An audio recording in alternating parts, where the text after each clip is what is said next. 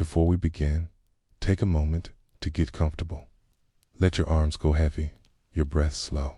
And as you listen, feel free to leave a comment sharing what time it is, where you are, and what city or village you're listening from. It's love to know. And if you'd like more quiet stories like this one, don't forget to subscribe so they gently appear when you need them most. Now, let's begin. Close your eyes and imagine the scent of smoke curling from peat and damp straw. The year is 1347. Andy are standing outside a one-room timber and wattle house in a village so small it doesn't appear on any map. Inside, the air is thick, not just with heat from the hearth, but with the murmurs of prayer and the slow, rhythmic groans of a woman in labor. No doctor is coming. There are no antiseptics, no forceps, no stitched linen gowns. There is only a midwife whose hands are calloused from years of kneading bread and burying babies. She is not young. Her name might be Marjorie or Woolfield or something forgotten to time, but everyone calls her the widow or the wise one. She knows herbs, but not anatomy. She can recite psalms, but not science. Her wisdom is inherited, passed from older women whose knowledge came from experience, not books, because she cannot read. The woman giving birth is likely on her third or fourth child. First pregnancies often don't end well. Many end with both mother and baby being buried by the same priest. But this one, she has made it this far before. Her belly is low, her feet swollen. She is biting a leather strap, not out of tradition, but because her screams would otherwise bring half the village. Let's step back, okay? In medieval England or France, or even the Holy Roman Empire, the risk of childbirth, killing a woman, wasn't just a possibility. It was expected. Somewhere between 1 in 3 and 1 in 4 women died during their reproductive years, not only during labor, but in the infections that came after it. There was no understanding of germs. If the midwife cut the umbilical cord with the same knife she used to clean rabbits, no one questioned it. If her fingernails carried dirt from the garden, that was the smell of the earth, not death. The labor lasted hours, sometimes days. There was no sense of progress as we would understand it. No dilation measurements, no heart monitors, only the expressions on the women's faces and the blood on the floor. Candles were lit to keep spirits away. Salt was placed on the windowsill to ward off demons. Charms might be sewn into the hem of the mother's smock. Sometimes the birth was a breech hand. There was nothing to be done. The midwife could not reposition the baby inside. She would ask the mother to push harder, then harder. And when the child became stuck and the moans became screams, the prayers grew more urgent. Midwives carried basic tools, a birthing stool, sometimes an herbal mix that worked as a sedative, though more often it just made the mother vomit. Sage mugwort, pennyroyal, or tansy. Some of these were toxic, especially in large doses, but dosage knowledge was often by guesswork and memory. Women drank bitter teas. They whispered names of saints. They called out to their own mothers. If the child was born alive but small, it might not live more than a few days. The priest would be called immediately to perform baptism. This was crucial. Soul that was not baptized, they believed, would remain in limbo. An unbaptized child might be buried not in consecrated ground, but at the edge of a field. If the child was born dead or malformed, rumors might spread. Had the mother quarreled with the priest? Had she walked past a witch's cottage in her 8th month? People whispered that sin brought on stillbirths. Perhaps it was punishment. Perhaps it was fate. And if the mother died as so many did, her body would be washed by the same hands that helped deliver the baby. It would be wrapped in the same cloth she used on holy days. Buried in the churchyard, marked by a wooden cross, if she was lucky, and by nothing if she was not. Most midwives were respected, but not always. If a woman died in childbirth, villagers sometimes blamed the midwife. They whispered, that she had botched the delivery, or worse, caused it. Some midwives were later accused of witchcraft, especially during the late medieval and early modern periods, as paranoia grew and church scrutiny intensified. What once was seen as folk wisdom was rebranded as sorcery. You might imagine the laboring woman's husband pacing outside, but often he was far away. Men were not welcome in the birthing room. IT, women's work, and men feared it. They waited to be told if they had a child or a widow. Sometimes the husband had already arranged a wet nurse or remarriage. Childbirth was brutal, but it was common. Every woman knew someone who had died from it. Let's return to the room now. The child is born at last. A girl, small, blue, but crying. The midwife cuts the cord with a shard of flint. She wraps the baby in rough wool. The mother is pale, her pulse weak. The midwife places the baby on her chest, but her eyes are unfocused. She has lost too much blood. No one understands sepsis, but the signs are there. The fever, the shaking, the muttered confusion as evening falls. By morning, she might die, or she might not. The baby, too, might die. But if both live, it will be whispered around the village. For weeks, a small miracle. The mother may name the child after a saint, in gratitude or superstition. She may bury the placenta under the hearth, or feed it to dogs, depending on the tradition. But the danger is not over. Puerperal fever or childbed fever killed women not during labor, but days later, caused by bacteria introduced during birth, usually by unclean hands or tools. It caused high fever, abdominal pain, and a spreading infection. The uterus became a battlefield, and the woman burned from the inside. There were no antibiotics, no knowledge of internal infection. She might be treated with prayers, cold water, or heated stones placed on her abdomen. None of it helped. In the colder months, women who had just given birth were often bundled near the fire, swaddled in wool to sweat out the fever. In the summer, they were left near open windows. Breezes were thought to carry away illness or bring it. Sometimes the baby was left to cry while the mother lay unconscious. Neighbors came to check. Some brought broth. Others took the child away temporarily. A wet nurse might be called, or a young cousin pressed into feeding the baby with goat's milk if the mother's milk never came in. This was ordinary, not rare. It happened every week. Somewhere, in some hamlet, childbirth was one of the leading causes of death among women. And no one expected anything different. But here's the question. Why, then, did women continue to face it? Why did they bear 10, 12, even 15 children over the course of their lives? The mother did not die that morning, but neither did she fully return to herself. Her name, perhaps, was Alice or Matilda or Rose, names worn soft by generations. She was 26 years old, already tired, already bowed by years of bending and bearing and enduring, her body now hollowed out by birth. Her skin was gray pale, her breath shallow.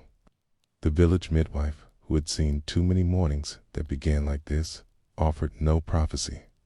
She simply sat by the bedside and waited outside. The world continued. Chickens scratched at frozen earth. A mill turned slowly in the distance. A pot simmered in the neighbor's hearth. Life always carried on. There were more mouths to feed, more clothes to mend. A neighbor girl might bring in water. Someone else would tend the fire. But in the center of the house, the mother lay, motionless, watched over not by physicians, but by fate. She would need weeks to recover. But in truth, no one ever fully recovered from childbirth, not in that era. There were no pelvic floor exercises, no stitched repairs, no medications to soothe the tearing and the bruising and the bleeding. A woman simply got up one day and returned to her work, or she never got up again.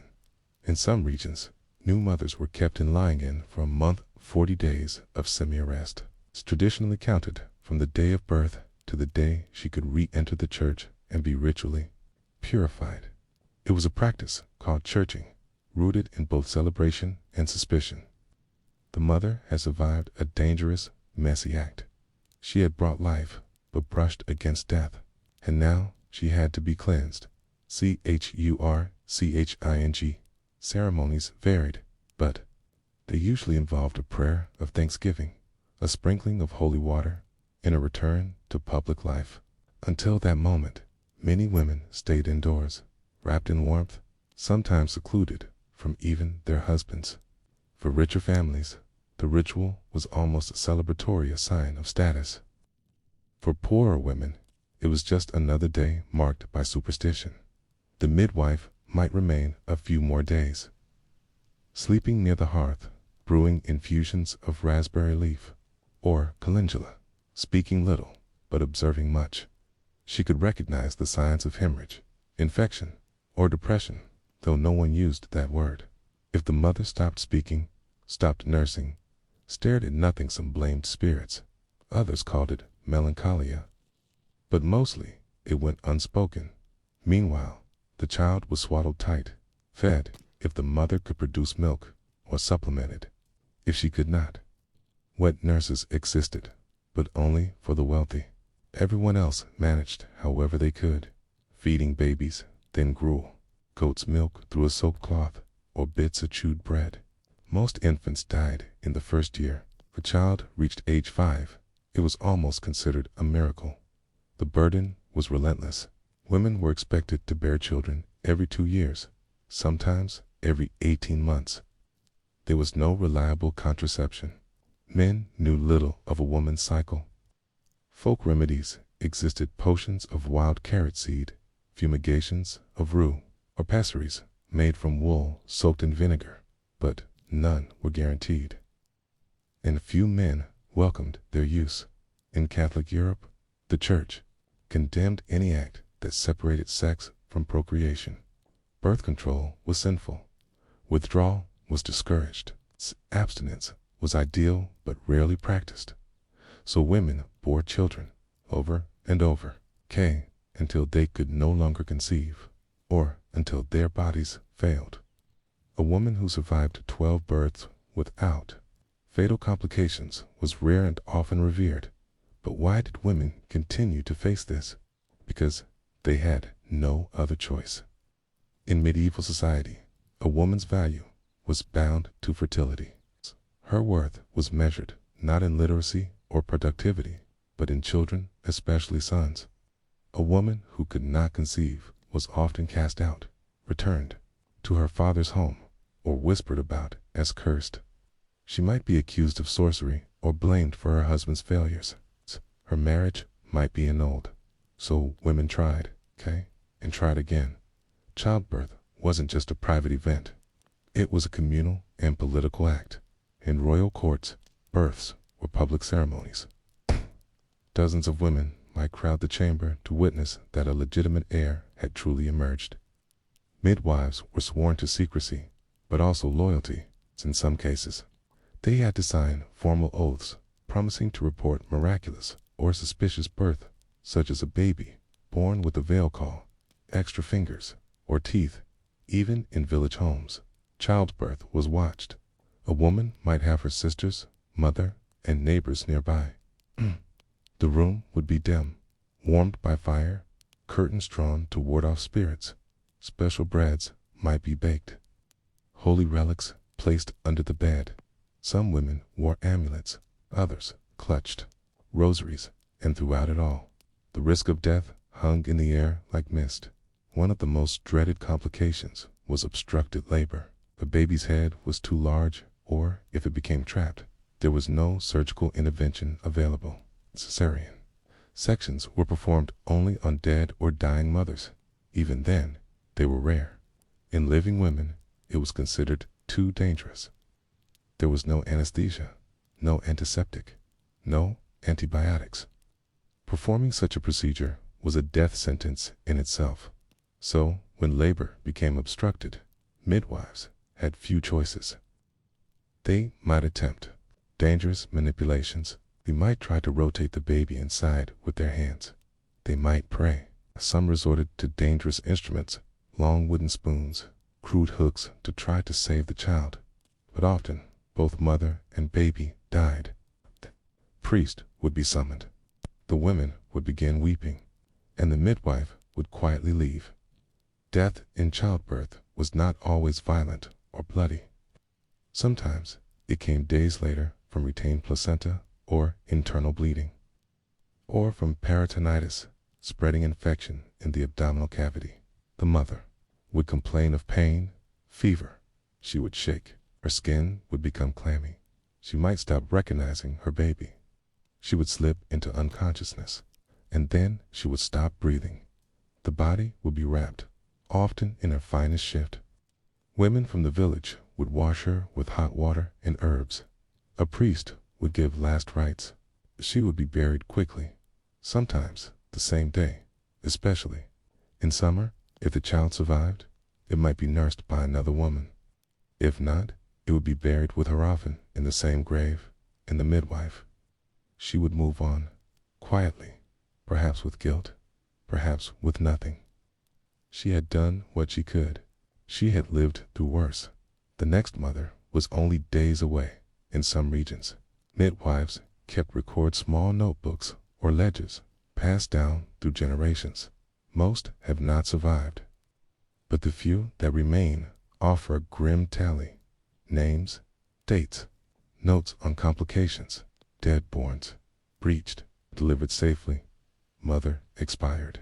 These were the metrics of a midwife's life.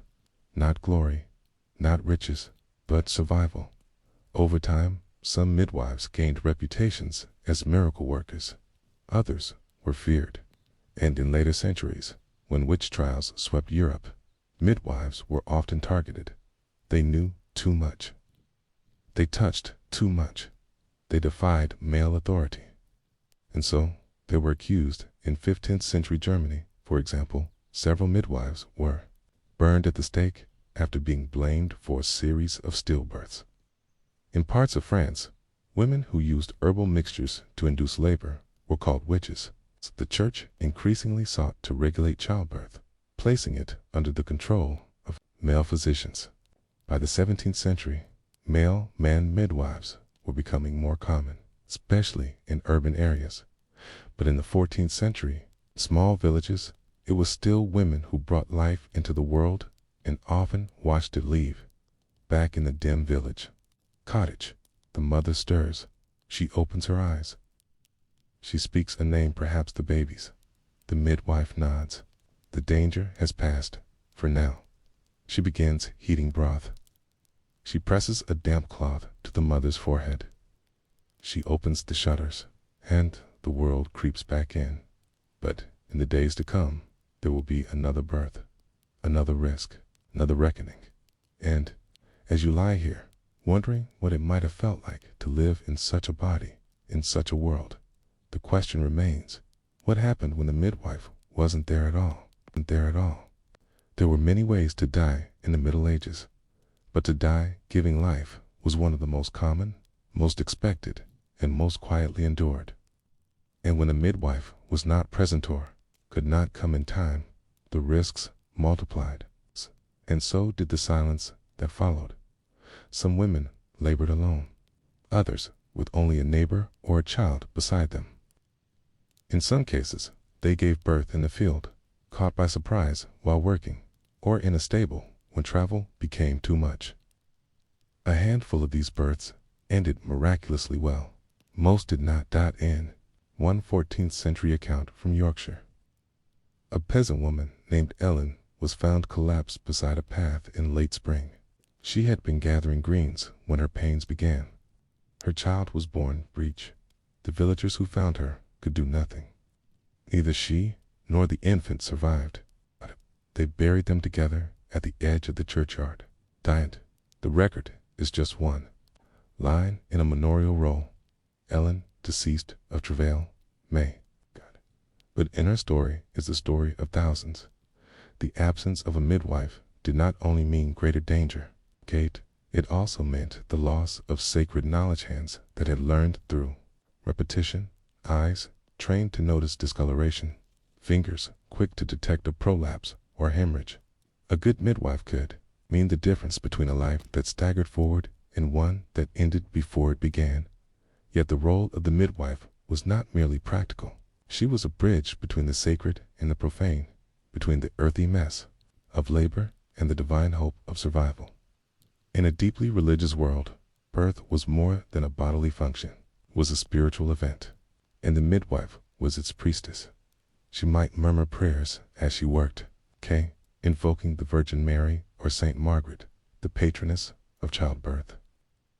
In her pouch, she might carry relic slivers of bone, blessed beads, written charms. In some regions, midwives were trained to baptize infants who seemed unlikely to survive. This was not a formality.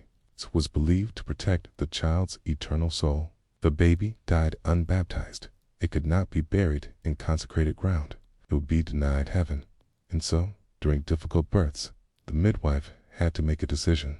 If the baby was stuck but partially delivered, perhaps a head emerging, unmoving, she would splash a few drops of water and whisper the name, "I baptize thee," even if the rest of the body never followed. Even if the child was already lifeless, theologians debated whether such baptisms counted. Women didn't care. They did it anyway.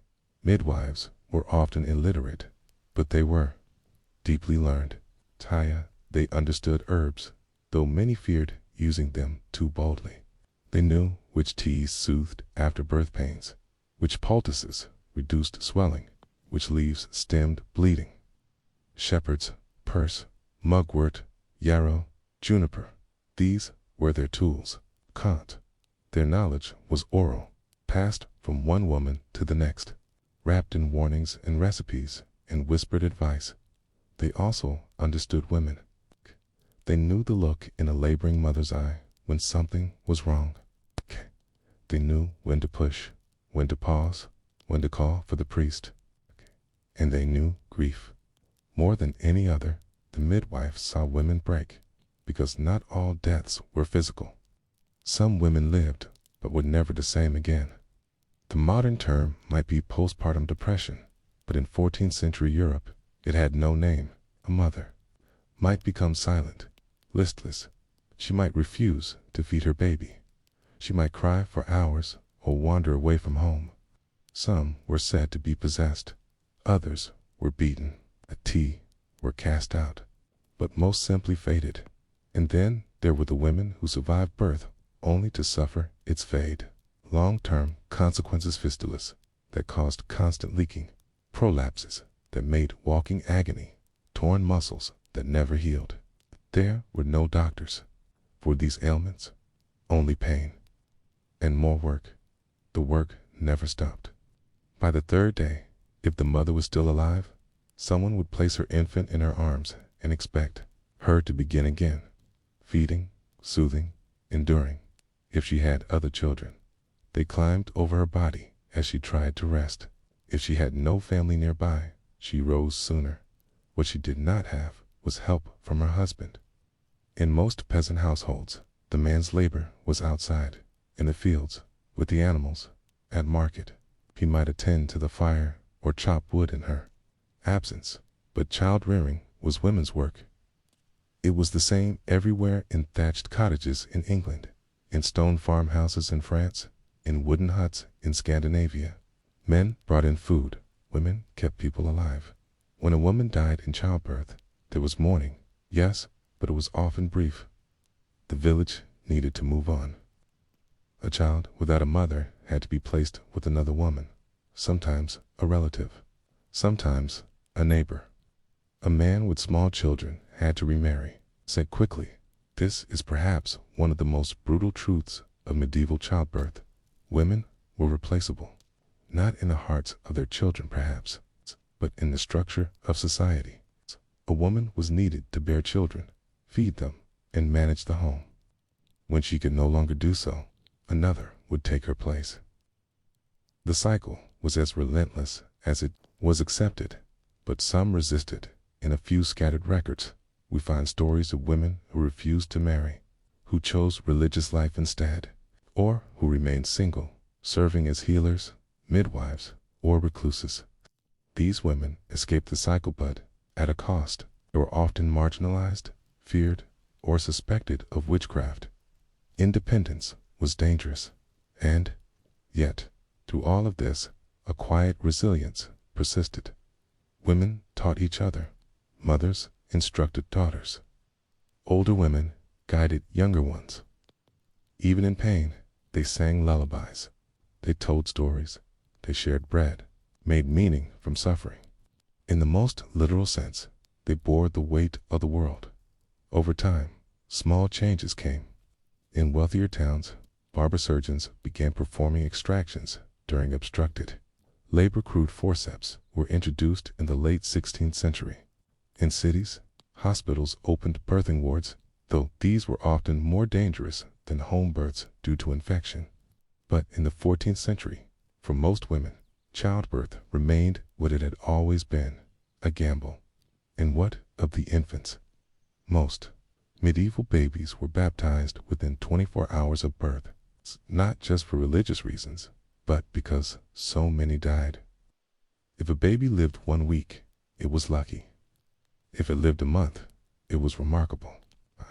Many parents did not name their children until they had survived several weeks.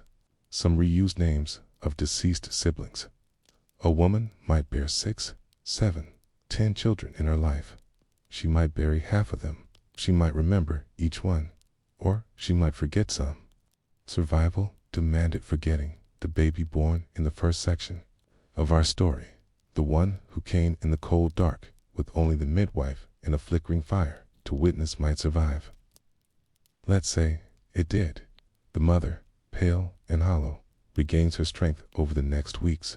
She nurses, she walks, she whispers the baby's name, Thomas, perhaps, or Alice.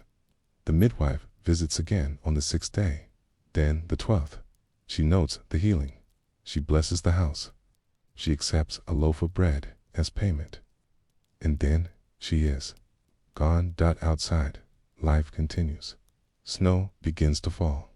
Someone is already in labor in the next village. Another child is ready to be born. Another woman, ready to take her turn with pain. And as you lie here, drifting between then and now, between knowledge and forgetting, you might wonder how many names have been lost to time, names of women who died so others could live. In the stone-lined alleyways of late 13th century Ginta city, pulsing with trade, wool, and whispers, there was one kind of news that moved faster than any merchant caravan. A noblewoman was in labor. The bishop's wife, Isabeau, was not just any noblewoman. She was the daughter of a merchant prince and the second wife to a man whose status walked a delicate line between church and court. The bishop himself was not a priest.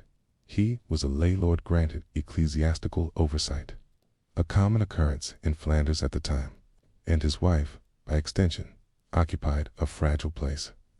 She was expected to produce a male heir not just for the estate, but for legitimacy. Her womb, in essence, was a political contract. She had already failed once. The baby born the previous year had not lived past 6 days. Some said it had never cried. Others whispered it was born with too many fingers and seen as cursed. The midwives denied both, but the silence that followed spoke louder than any baptismal bell. And now, after 10 months of anxious waiting, longer than usual, they said Isabeau had gone into labor, unlike the peasant women whose births unfolded on straw pallets. Isabeau lay on a curtained canopy bed, surrounded by the best tapestries in the house, but no amount of embroidered linen could soften the ordeal ahead. She gripped the wooden side rails, fashioned with carved griffins, and tried not to scream as the pains spread through her like fire set in slow motion. Around her bustled 3 women, her personal maid, the house midwife, and the hired wet nurse who would take the baby if all went well. At the foot of the stairs waited a 4th figure, the barber surgeon. He was not allowed in. Not yet. His hands were washed in wine and covered with linen. His tools a bone-handled knife, a brass syringe, and 2 hooks rested in a folded apron. His presence was a mark of desperation in noble births. Surgeons were summoned only when death had begun to whisper its arrival. This was the era when the medical professions were only beginning to separate into specialties. Physicians, if one could afford them, diagnosed from afar, relying on astrology, urine color, and the teachings of Galen. Surgeons, by contrast, were considered lower status, more craftsmen than doctors called upon when cutting was required. Many had backgrounds as butchers or barbers. This particular man, Master Jarrett, had trained in Paris under a master who once assisted during a PayPal delivery. He was known not just for his steady hand, but for his silence. He did not talk of the women he attended. He waited, hat in hand, while the sounds of labor echoed from above like waves hitting a crumbling shore. Meanwhile, Isabeau labored. She had been given wine. Her feet had been bathed in lavender. A warm stone had been placed against her spine. T had whispered prayers to Saint Margaret and clenched her teeth as if they alone could hold the baby in or out. Hours passed, then more. The midwife, a stern woman with sun-lined cheeks, muttered to herself. "Too long," she said. "The head is not engaged." They tried everything, changing positions, pushing herbs between the gums, sprinkling holy water on the belly. Still nothing. By late afternoon, it was clear. The baby was stuck. This was the most dangerous moment in a difficult labor. For the baby, lack of oxygen could cause death or severe deformity. For the mother, the prolonged pushing could cause uterine rupture, hemorrhage, or exhaustion so deep she could no longer breathe on her own. In a lesser house, the midwife might try to turn the baby manually, or use rudimentary instruments fashioned from kitchen tools. In most cases, this failed. Sometimes it killed both. But this house had a surgeon. They called for Master Jarrett. He entered without a word, eyes scanning the room like a monk entering a chapel. He spoke to the midwife in short Latin phrases, medical terms, not prayer. They asked Isabeau to turn to her side, then to her back. The surgeon laid his hand on her belly, pressed, waited, then nodded. "This is not breech," he said. That was something. He unrolled his tools. The midwife protested. "There is still time," but her voice lacked conviction. The baby was not moving. Isabeau's eyes were unfocused. Garrett made his decision. What followed was not a caesarean, not in the modern sense.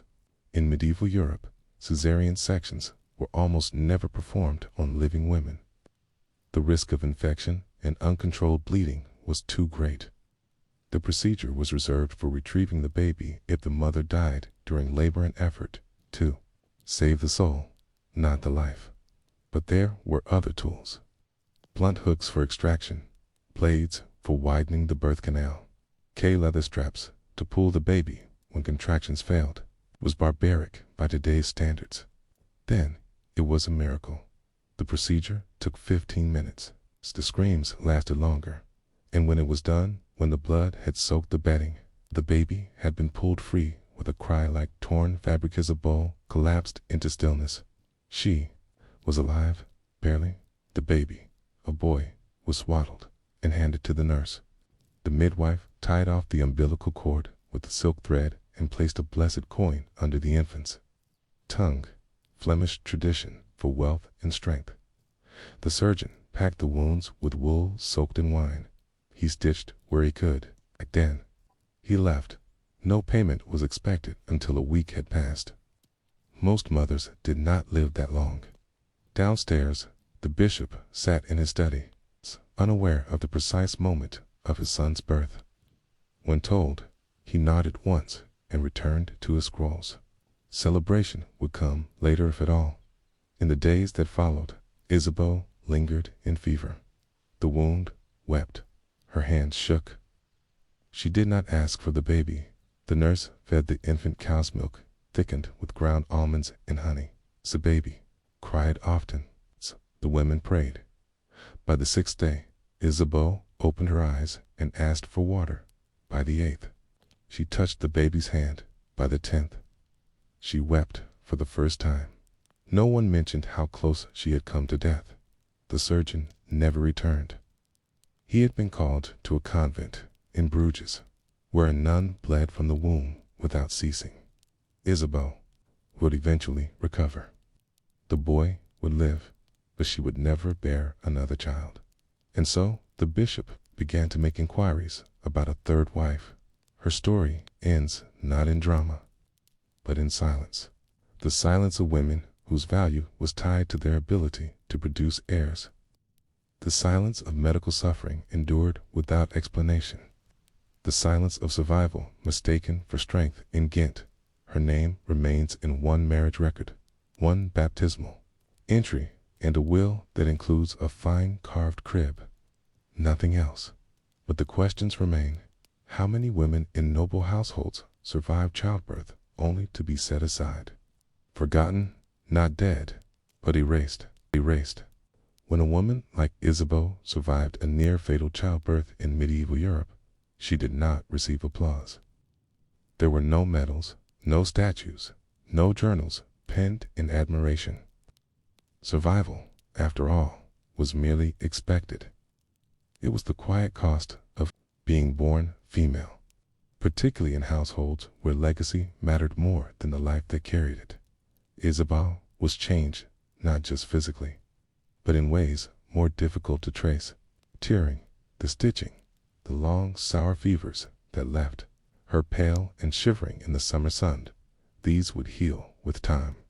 But something deeper had broken loose during that labor, like a nail pulled from the spine of a house. She no longer sang while dressing. She no longer inquired after the kitchen workers. When the baby cried, she let the nurse respond first. When her husband entered her chamber, she turned her face to the wall until he left. This behavior was noted, not by the bishop, he was often away, tending councils or managing estates, but by the staff. The midwife, before departing, whispered to the maid, "Mark her mind. Some women fall after the birth." She meant what we now call postpartum melancholy, though no such term existed then.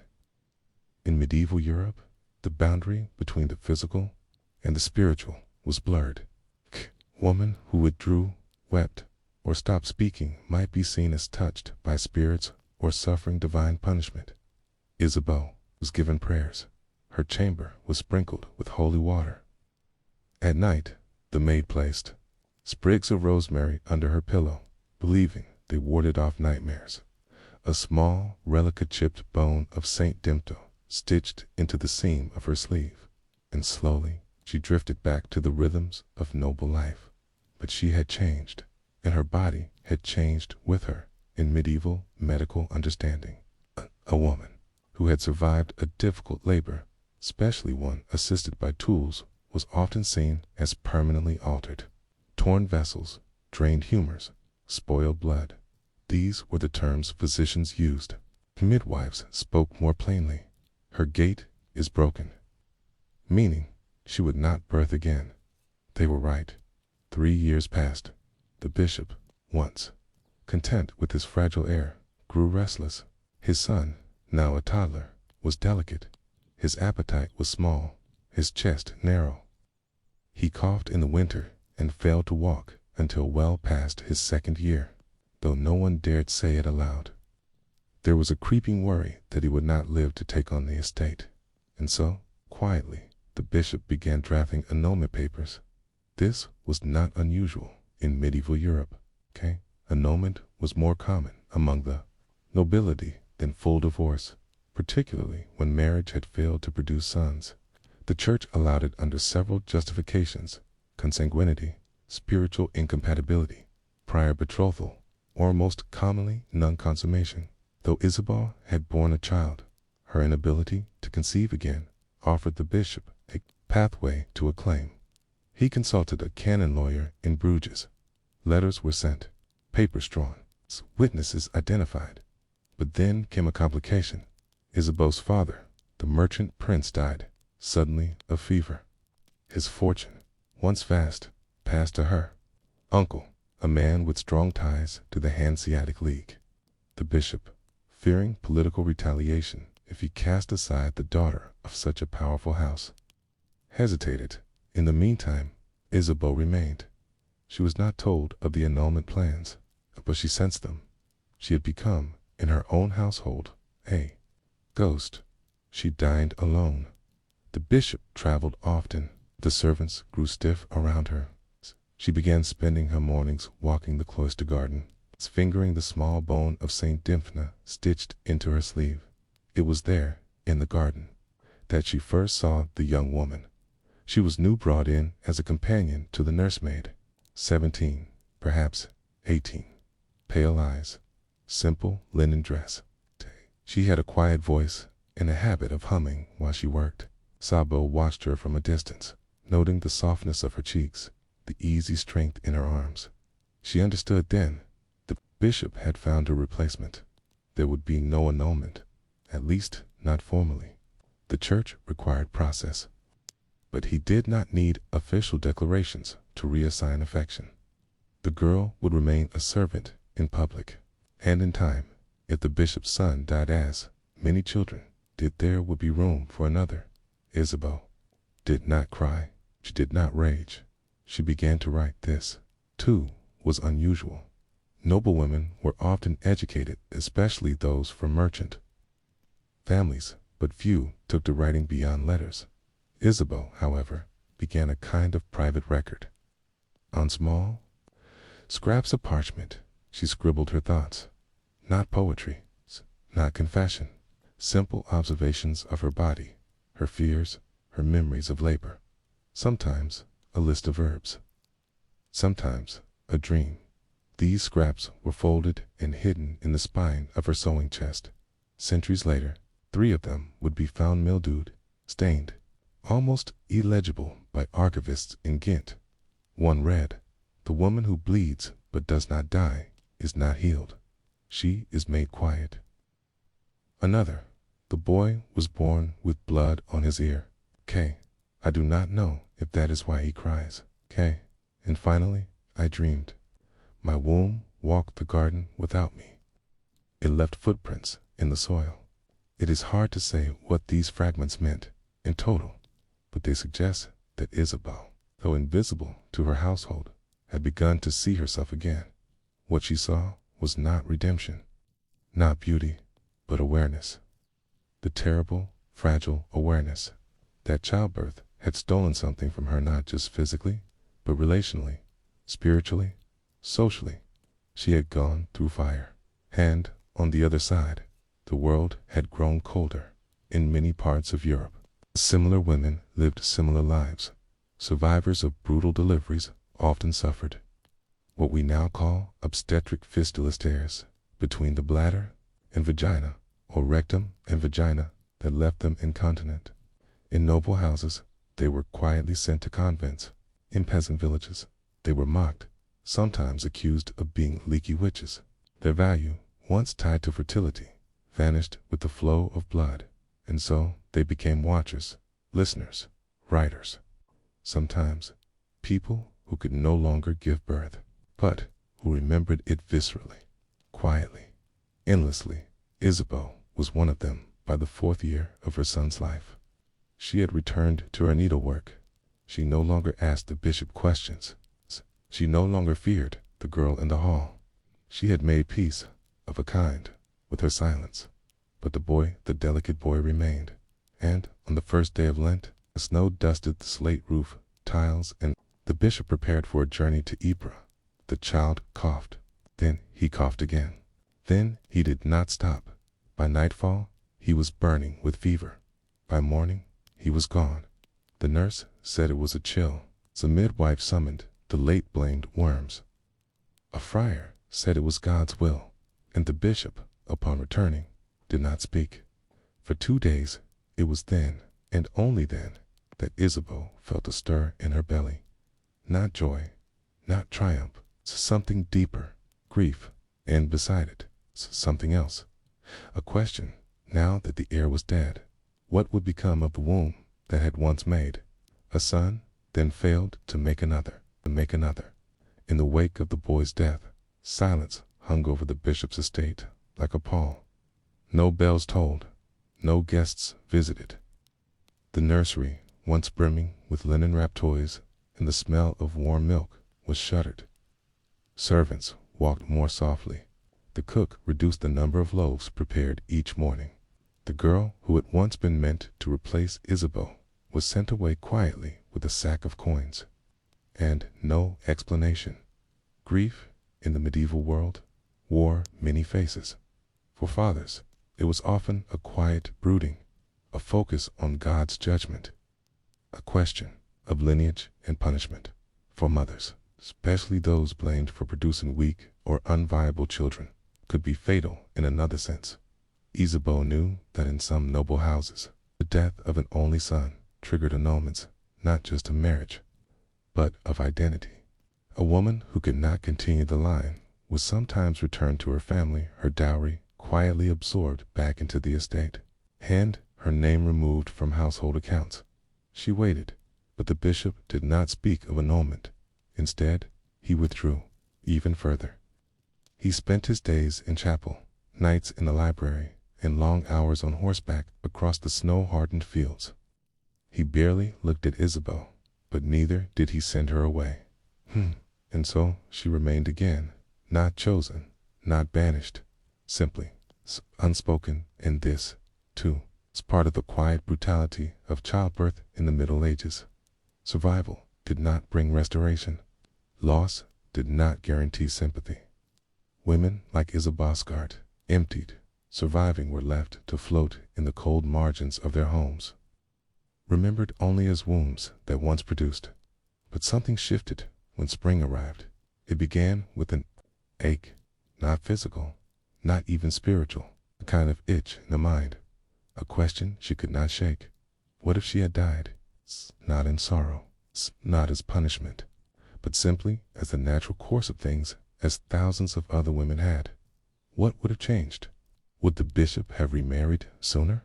Would her son have been nursed by the girl with pale eyes, and her name be stitched into a tapestry as a cautionary note, or simply erased? Isabeau took out her writing again. This time, she used full sheets of parchment, not just scraps. She began recording the process of her recovery, what she could remember of the labor, the fever, the pain. But more than that, she documented how it affected the women around her. The maid who wept quietly after cleaning up the birth blood. The midwife who whispered instructions that contradicted the church's teachings.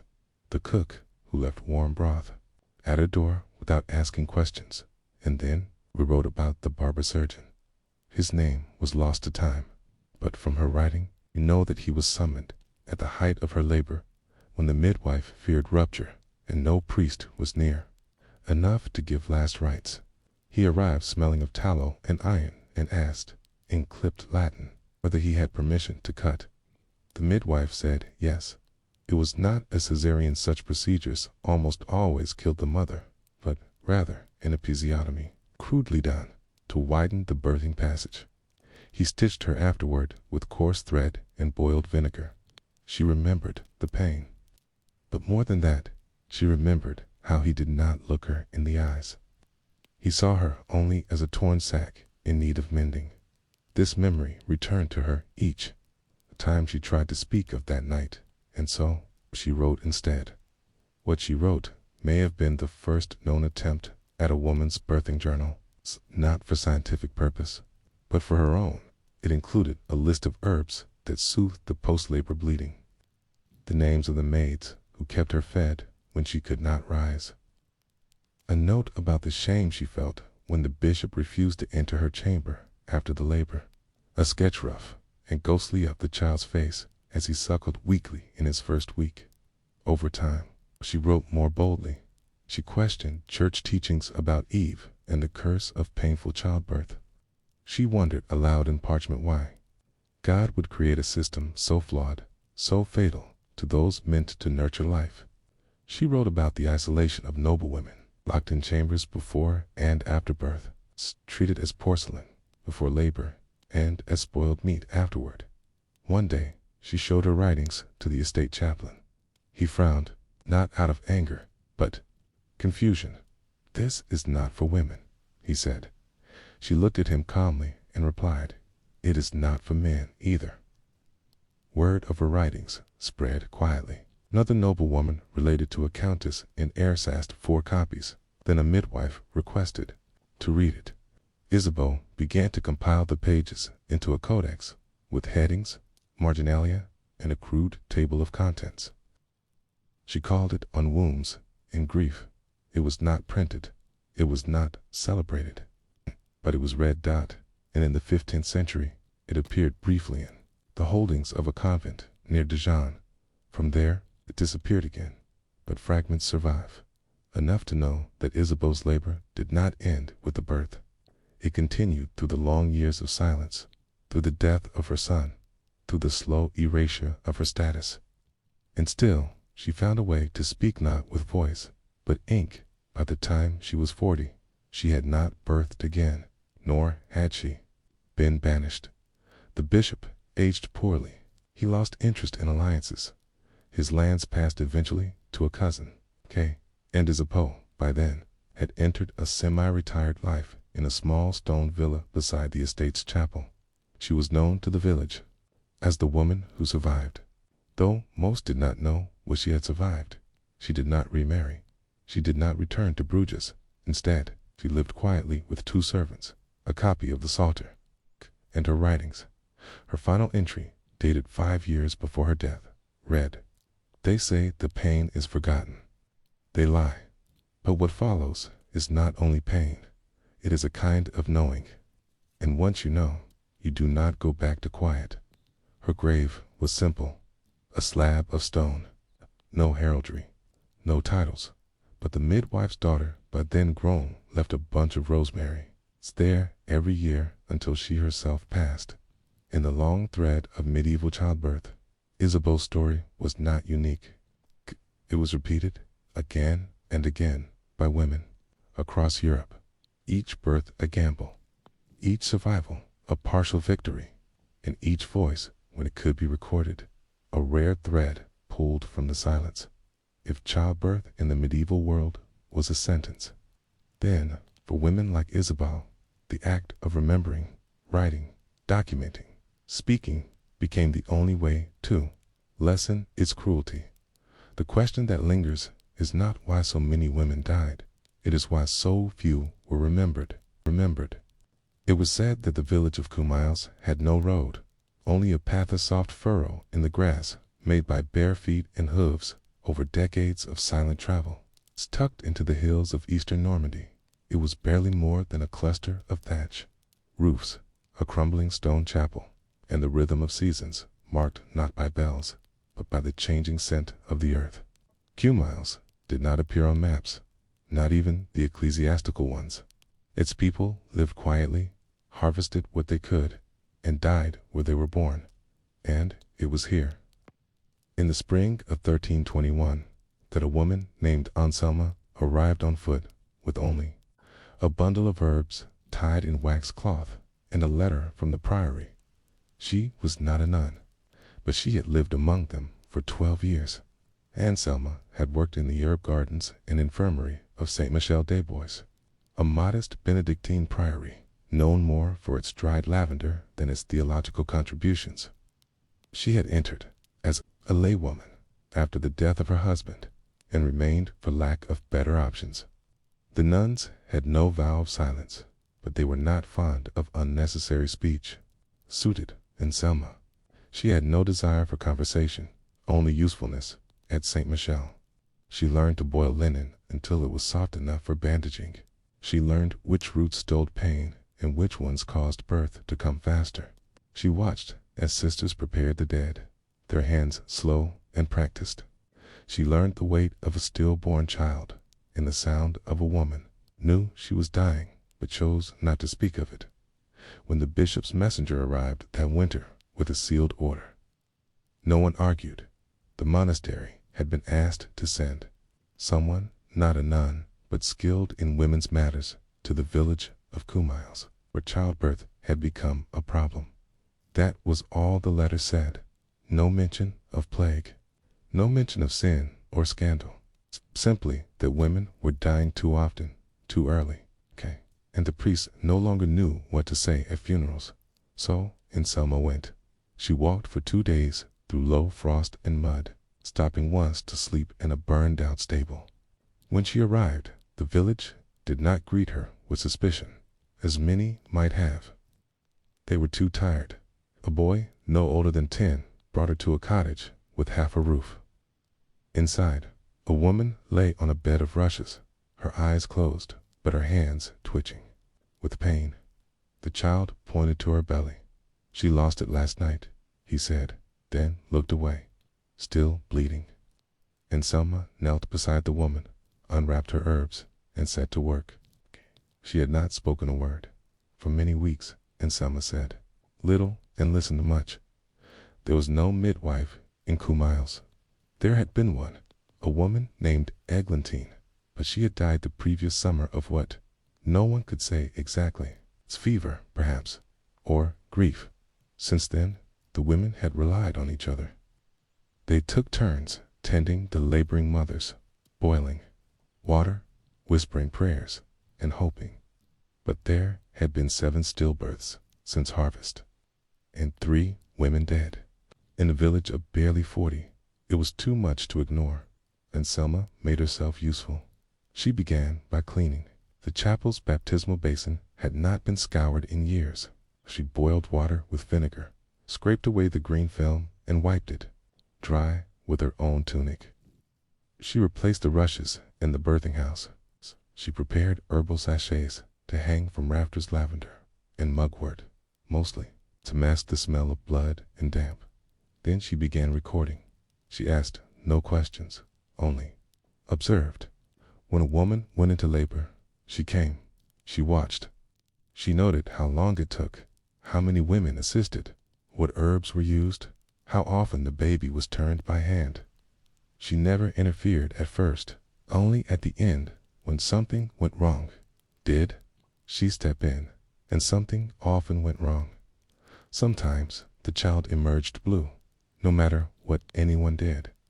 Other times the mother began bleeding before the birth was complete, her body unable to stop. And Selma did what she could. Boiled cloth, applied pressure, used powdered toadstone, even though she didn't believe in it.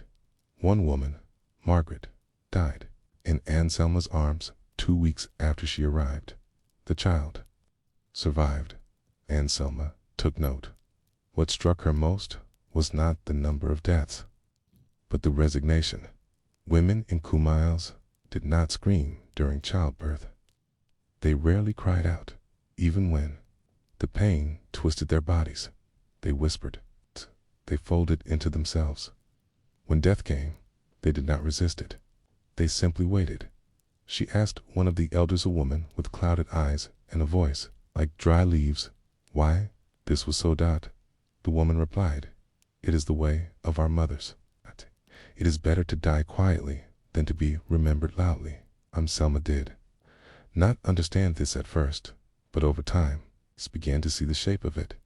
To die quietly meant the village did not carry your pain.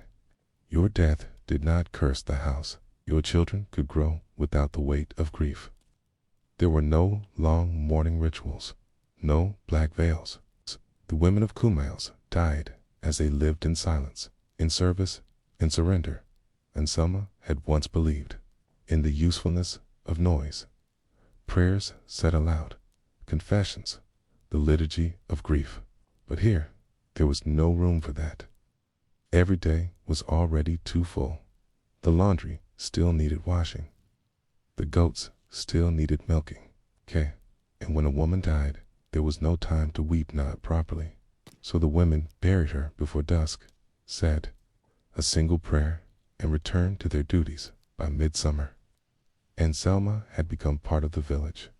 She took in 2 orphaned girls and taught them what she knew: how to tie a clean cloth without letting it touch the floor, how to measure a fever by feel, how to recognize when a woman's breath changed near the end.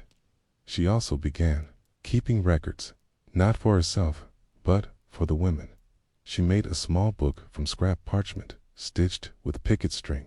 Each page was labeled with a name, a date, and what herbs had been used during labor. She left space for whether the child lived, how long the labor lasted, and any signs of fever. It was not a scientific record, but it was the only one they had. She called it the Book of Breaths when she showed it to the village priest. He shrugged. "They are women," he said. "They are meant to suffer. That is the burden of Eve." And Selma closed the book and said nothing. She never showed it to him again, but she added a new page that evening, not for a woman, but for the village itself. Miles. No bells, no roads, only the hum of goats and the breath of children who will not know their mothers. The deaths did not stop, but they slowed, and more children survived. She began introducing gentle birthing positions, seated against a wall rather than flat on the back. She encouraged the use of comfrey and raspberry leaf earlier in pregnancy. She taught the younger women how to recognize obstructed labor, and she began to question the practice of fasting before birth, which often left women too weak to endure labor's final hours. These changes were small, but they mattered by the second autumn. A change in Anselma herself became evident. She moved more slowly. Her hands sometimes trembled when stitching cloth. She had a cough that would not leave. Still, she worked one evening as the sun collapsed into the hills and smoke curled from the chimney of the birthing house. She handed the Book of Breaths to the older of the two girls she had trained. "Keep it safe," she said. The girl asked, "What? If it falls into the fire?" And Selma replied, "Then write it again, but better." The next morning, she did not rise. She was buried beneath the old yew behind the chapel, wrapped in a sheet embroidered with dried lavender. The priest muttered a half-hearted blessing, more confused by her presence than moved by her service. But that night, every woman in the village placed a candle on their doorstep, not for grief, but for memory. It was the first time Miles glowed. In the years that followed, the Book of Breaths grew larger. Women added their own pages, stories of births that went well, losses that were survived, herbs that helped, ideas passed down not by monks, but by mothers.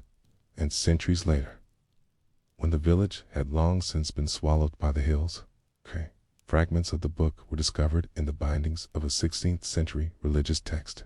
Kank, faded, but legible. On one of the pages, near the beginning, was a note: "Do not trust the silence. It forgets to easily. Write everything. Write everything." The Book of Breaths, after Anselma's death, became more than just a record of births.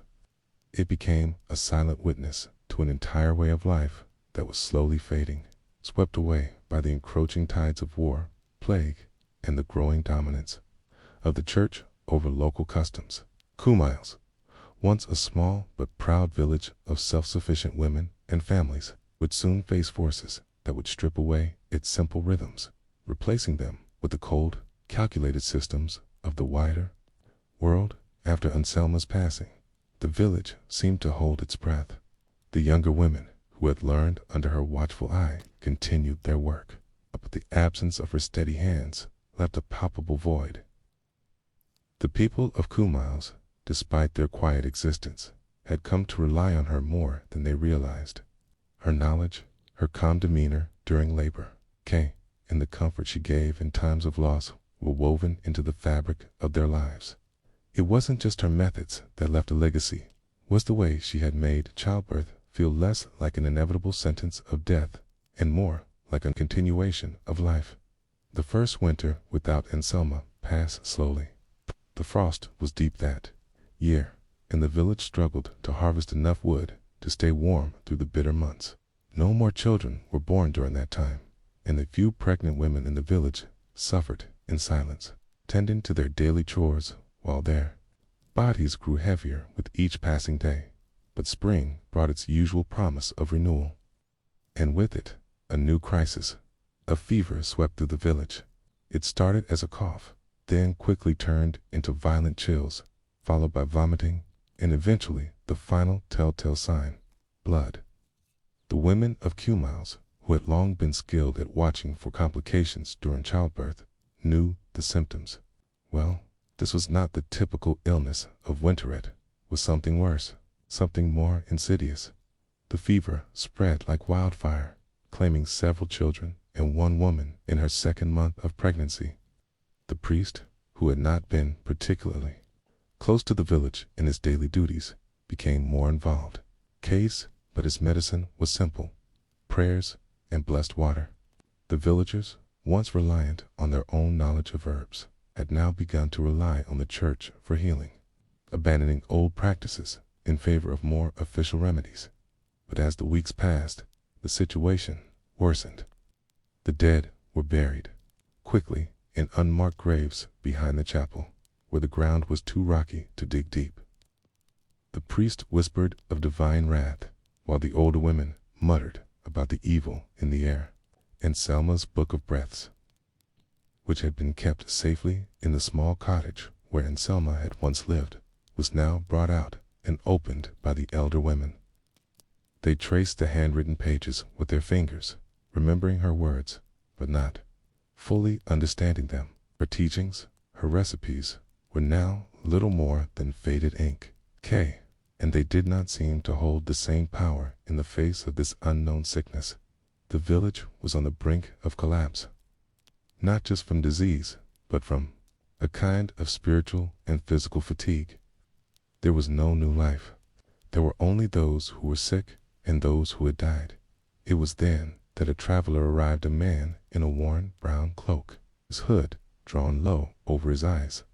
His name was Bernard, and he claimed to be a physician from Rouen, though he carried no visible certification or tools. He offered no explanations for his sudden appearance. Instead, he immediately began treating the sick. There was something unsettling about him. His hands were always clean and naturally sewn. He avoided touching anyone's skin directly. He would only speak in cryptic medical Latin, his diagnoses often incomplete, his treatments vague. He promised that he could cleanse the village of the fever if they followed his instructions. He offered no guarantees, but still, people were desperate enough to believe him. Bernard's first prescription was the use of certain plants that were not native to the village, and were sold to him by a traveling merchant from a faraway town. He claimed they were potent remedies, capable of purging the fever. The villagers, unfamiliar with these foreign herbs, began to use them. Though some of the older women were suspicious of their origins, the sick women, though still carrying life within them, began taking the herbs. It was a strange potion, bitter and foul, but with the promise of relief. But within days, something changed. The sickness receded in some of the villagers, but the pregnant women who had used the herbs began to miscarry. And worse, some of the healthy women began to show signs of a strange affliction: sharp pains in their bellies, swollen limbs, and dark, foul-smelling discharge. The village had never seen anything like this. The young girls, those who had not yet experienced childbirth, grew terrified. They feared their bodies would betray them. They feared they, too, would be part of the growing list of dead. But Bernard did not explain the consequences of his treatment. He said only that there was no other way. He promised that the fever would pass in time.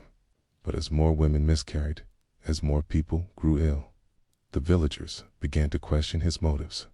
Marguerite, one of the younger women trained by Anselma, had been a midwife under her watchful eye. She was not yet married, but her skill had been noted. She stepped forward and demanded to see the herbs that Bernard was giving to the women. Bernard, irritated, refused to show her the ingredients. But Marguerite insisted. Finally, she discovered something horrifying. Among the herbs were abortifacients. These plants, once used in the ancient world, were potent enough to induce miscarriages. Women were unknowingly terminating their pregnancies, not because of the fever, but because of the very remedy that had been meant to save them. Marguerite confronted Bernard. He laughed. You are no physician, girl. Your knowledge is limited to folk tales. There is no place for your kind of healing here. Marguerite knew something needed to be done. She couldn't bear to watch her village, her people, suffer any longer. She began to take matters into her own hands. She quietly started offering alternative remedies to the women still pregnant, using herbs and potions passed down through the years from Anselma's teachings. She worked with what she had, the common plants, the roots. The leaves hand offered comfort, to those who had begun to believe. They had no other options. The fever eventually passed, slowly, reluctantly. Some believed Bernard's treatments had worked. Others, more discerning, believed that his remedies had made the sickness worse. And though the village returned to something resembling normal, the damage was done. The children born that year, those few who survived, would grow up in a changed world where even the midwives could no longer trust the systems in place. But the real tragedy lay in the unanswered question. Why did the women in Kumails endure so much? In the years to come, the small village would grow quieter. Fewer women would be born. Fewer midwives would remain. The church, by then, had begun to take control of childbirth, and with it, many of the traditional practices were swept away. The church promoted its own medical procedures, ones that, while less dangerous than Bernard's, still followed an ignorant understanding of childbirth.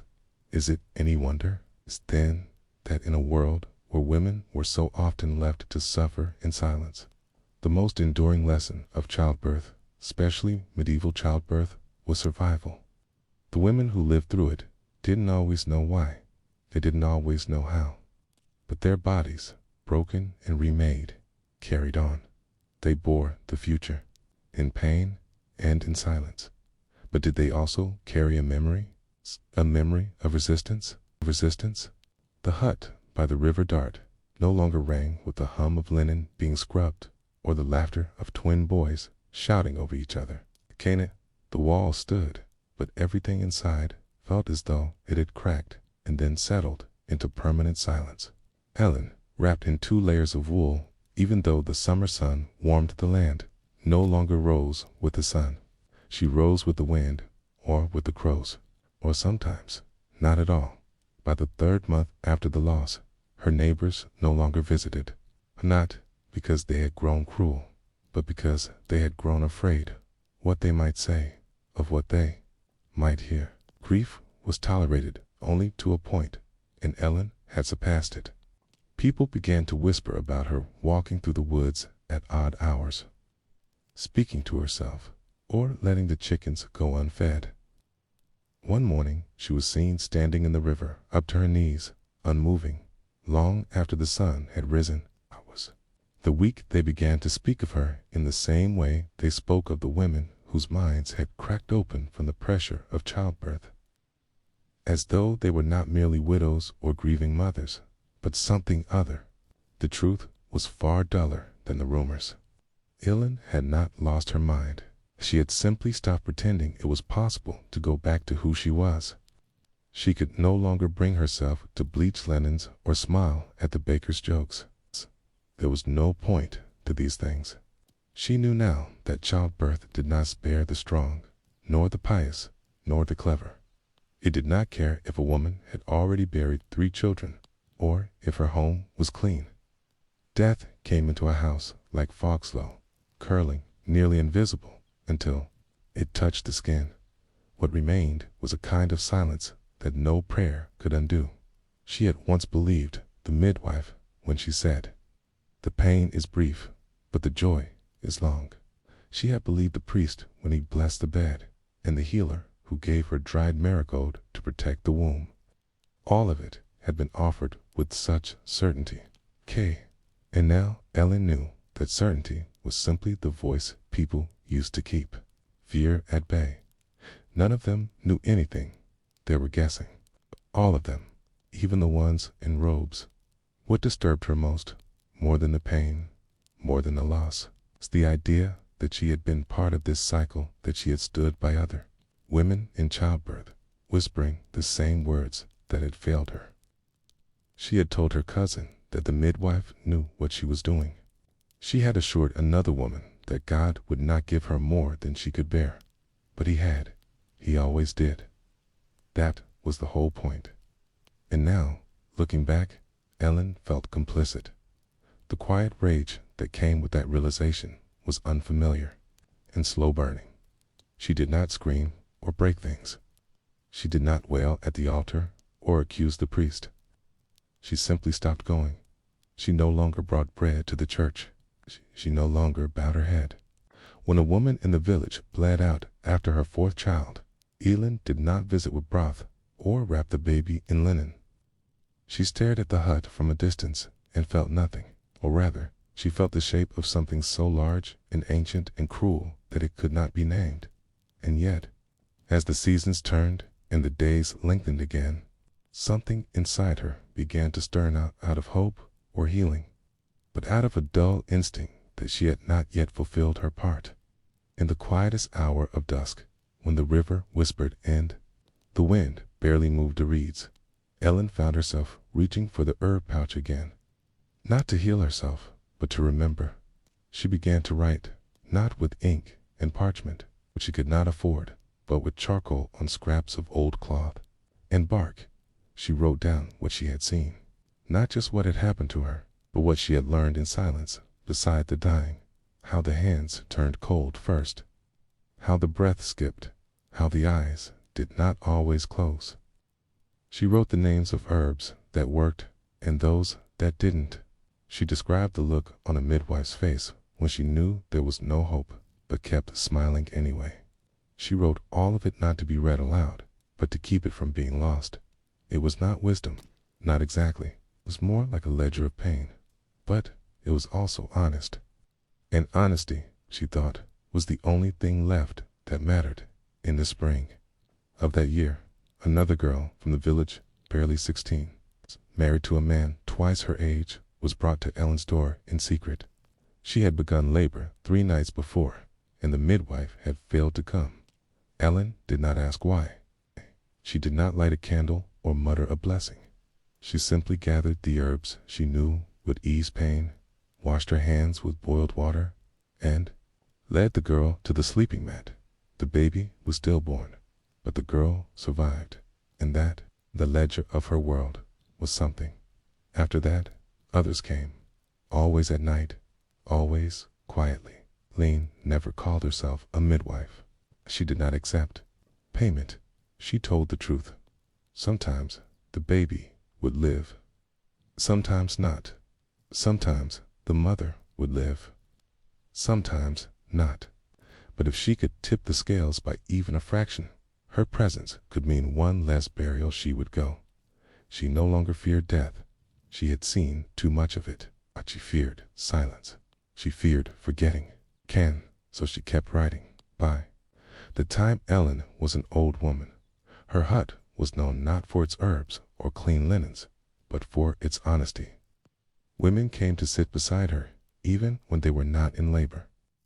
They asked her what it had been like to survive, and she would say, simply, surviving is not the same as living, but it is the beginning of something else. She died quietly in the same hut she had once thought she'd never enter again after the loss. Her notes, still scrawled on scraps of cloth, were kept in a box under her sleeping mat. When a new healer came to the village a generation later, she found a bundle and began to copy the entries into a larger book. Some pages were stained. Some were smudged with ash or dried herbs. But the words survived, and that, perhaps, is the only kind of immortality medieval women were allowed. A silent one, made of cloth and grief, but still preserved. And if a story told in whispers can keep a woman alive long after her name is forgotten, then perhaps Ellen did not vanish entirely. She became part of something slower, something dull and continuous, an ancient dot, a chain of hands, a pattern of pain, a kind of truth. And what if that was more powerful than all the prayers whispered by men in robes? What if that was the real history of childbirth, not written in parchment, but in breath, in breath. A room without air, the storm had come before the evening bells.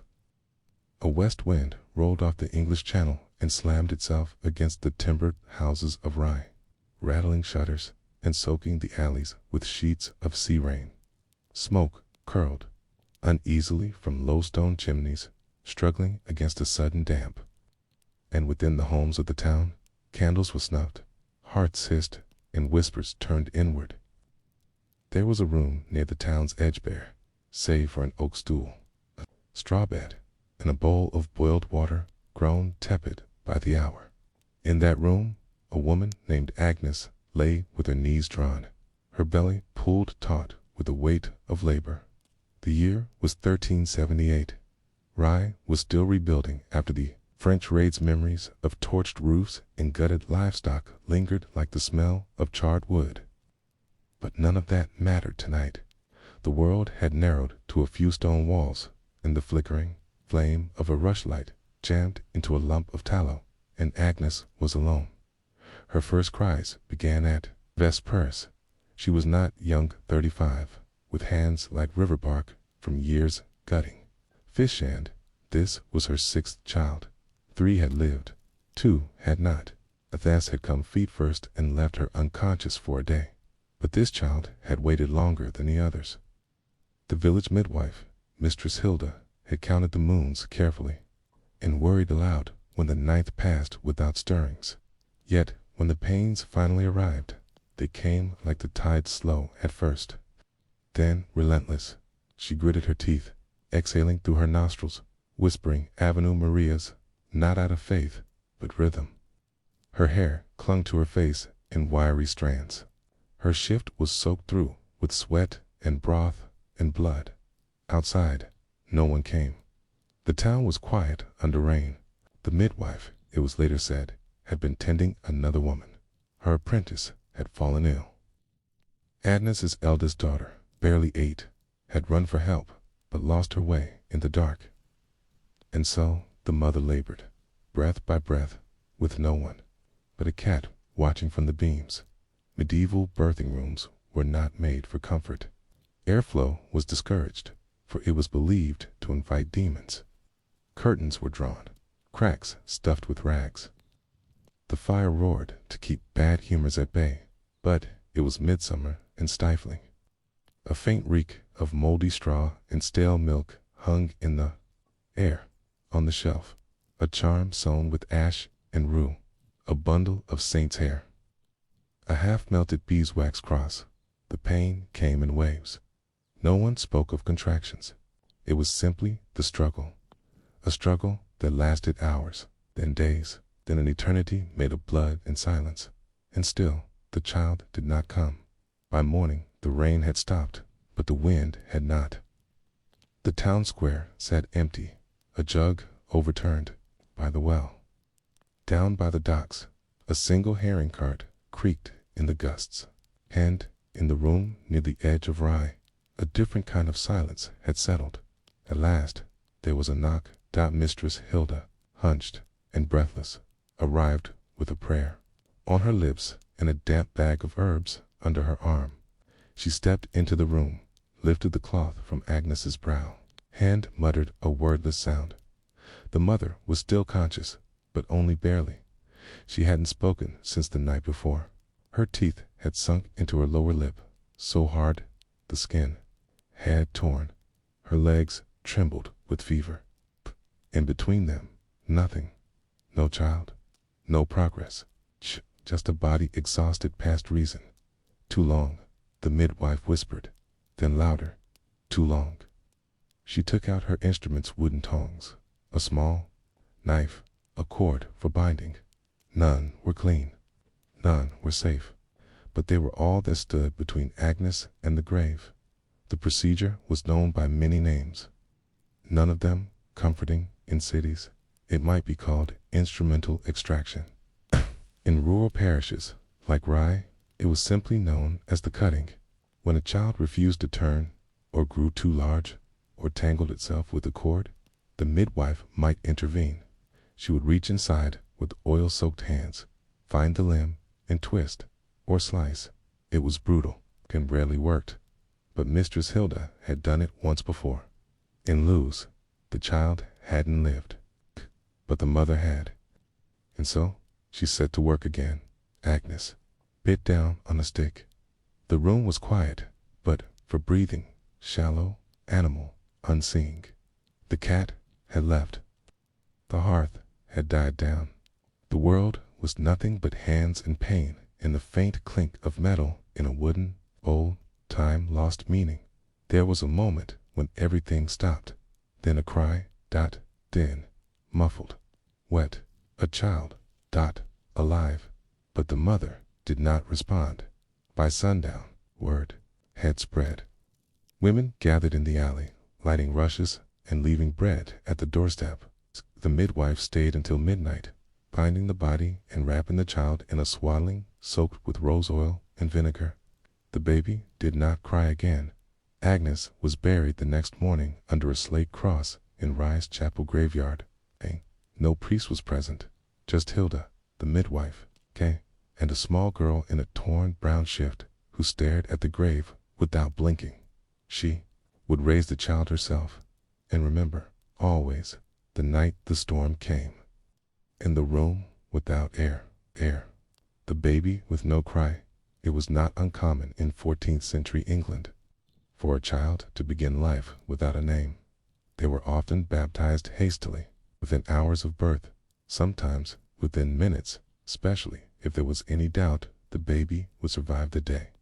Priests were sent for in a hurry, and if the priest did not come, the midwife did it herself, whispering sacred words over a shallow bowl of water and crossing the baby's brow with trembling fingers. The church allowed it. The soul had to be saved, even if the body failed. But in Rye, on that gray morning after the storm, the baby that Agnes bore was not yet baptized. The priest had gone north to Winchelsea for matters of the bishop. The child, wrapped in a stiff cloth that smelled of fish oil and rain, was left in the arms of the eldest daughter Joan. Only 8 tanned, the naming was delayed. It had no cry, mistress. Hilda had noted this with a click of her tongue. A quiet one, she muttered, more to herself than the child, or else too tired to speak. She had seen it before. Babies born in silence. Some would begin to wail after a few hours. Others, those born blue or limp or too soon, would slip into a breathless stillness that only deepened with each passing day. Joan stared at the bundle in her arms, unsure whether to feel love or fear. She had watched the birth from the corner, not by choice, but because she had no place else to go. She had witnessed her mother's body contort, cry, collapse, She had watched Hilda dig into the womb with her bare hands. She had seen blood where it wasn't supposed to be, and now the result of all that pain lay motionless, swaddled, and blinking. A sister or a brother. She didn't yet know. There was no one to ask. In the days that followed, the house stayed dim. The shutters were kept closed. Not for mourning, but out of tradition. In many parts of England, it was believed that when a woman died in childbirth, the house became spiritually unclean for a time. Some families burned dried juniper inside the home. Others laid birch twigs in the corners to ward off spirits. Joan had heard none of this, but the midwife had left a pile of twigs by the door all the same. The infant was fed with goat's milk, soaked into a bit of wool. No wet nurse could be found. The only nursing woman in the town had recently buried her own baby and refused to hold another. Joan tried her best. She dipped the wool in a bowl and squeezed it gently over the child's lips. At times, they suckled. Other times, milk just pooled at the corner of their mouth and dripped down the swaddl. Still no cry, but the baby breathed. That was something. Outside, Rye returned to its rhythm. The fishermen hauled their nets ashore, seaweed clinging to the ropes like old ghosts. Women scrubbed stone steps and passed gossip at the communal well. Church bells rang on time. Markets reopened. Life, for most, continued as it always had, half work, half prayer. with just enough bread to survive and just enough wine to forget. But inside the little house on the town's edge, the rhythm was different. Joan slept beside the baby now, curled on the same pallet where her mother had died. Each night, she reached out to touch the child's chest to be sure it was rising. She didn't cry herself. Crying felt strange, almost disloyal. Her mother had been strong, a woman who never wept in front of her children, even when fish were scarce or boots wore through. Joan mimicked that strength with silent eyes and clenched fists. She sang those softly, awkwardly old lullabies that Agnes had once hummed while sorting barley or patching clothes. Songs that made no sense, but carried a rhythm the baby seemed to recognize. When John sang, the child blinked slowly, sometimes turning toward the sound. That was enough for now. On the 5th day, a knock. Not Mistress Hilda this time, but an older woman named Edith, a neighbor, bent-backed and salt-tongued, with eyes that saw more than they should. She stepped inside, uninvited, holding a small bundle wrapped in muslin. "Brought you a charm," she said, without pleasantries. "For the little one." Joan didn't speak. Edith set the bundle down a scrap of cloth with dried herbs and a single bone, button sewn into its center. "Hang it above the cradle," the old woman instructed. "Keeps away the death wind." Joan nodded. Whether she believed it or not didn't matter. In medieval England, charms were as common as spoons. Folk medicine walked hand in hand with Christian doctrine. A mother might say a prayer to St. Margaret, the patroness of childbirth, while tucking a bit of wolf's tooth under her pillow. One didn't cancel the other. Both were needed. Edith lingered a moment longer. "Name her soon," she said, "or him, before the spirits get confused." Then she left. That evening, as dusk rolled in on damp feet, Joan stood by the hearth and whispered aloud, "Mary." She said it to no one, but the baby stirred. "Mary," she repeated, firmer this time, not after the Virgin, but after her own grandmother, long dead. The name had weight, simplicity, and something kind in its bones. It felt right. She bent over the baby and traced the sign of the cross over its forehead. No priest, no font, but she had seen it done enough times to imitate the motion. "In nomine Patrice," she mumbled, stumbling over the Latin. "Et Filii, et." She couldn't remember the rest, but she finished the sign anyway. And just for a moment, the child let out a small noise, not quite a cry, not quite a sigh, something in between, like a breath that had waited too long to be released. Joan smiled. The name had been accepted. The burial mound grew pale with time. Rain softened its edges. Moss crept over the stone. People stopped leaving bread at the door. Life pressed forward like a tide, constant, indifferent. By Michaelmas, the harvest festival, the town had nearly forgotten the widow of Rye, her quiet child. But Joan did not forget. She kept a tally on the wall's small scratches beside the hearth to mark each day the baby survived. 1 month, then 2, then 4. Mary's limbs grew stronger. Her eyes followed light.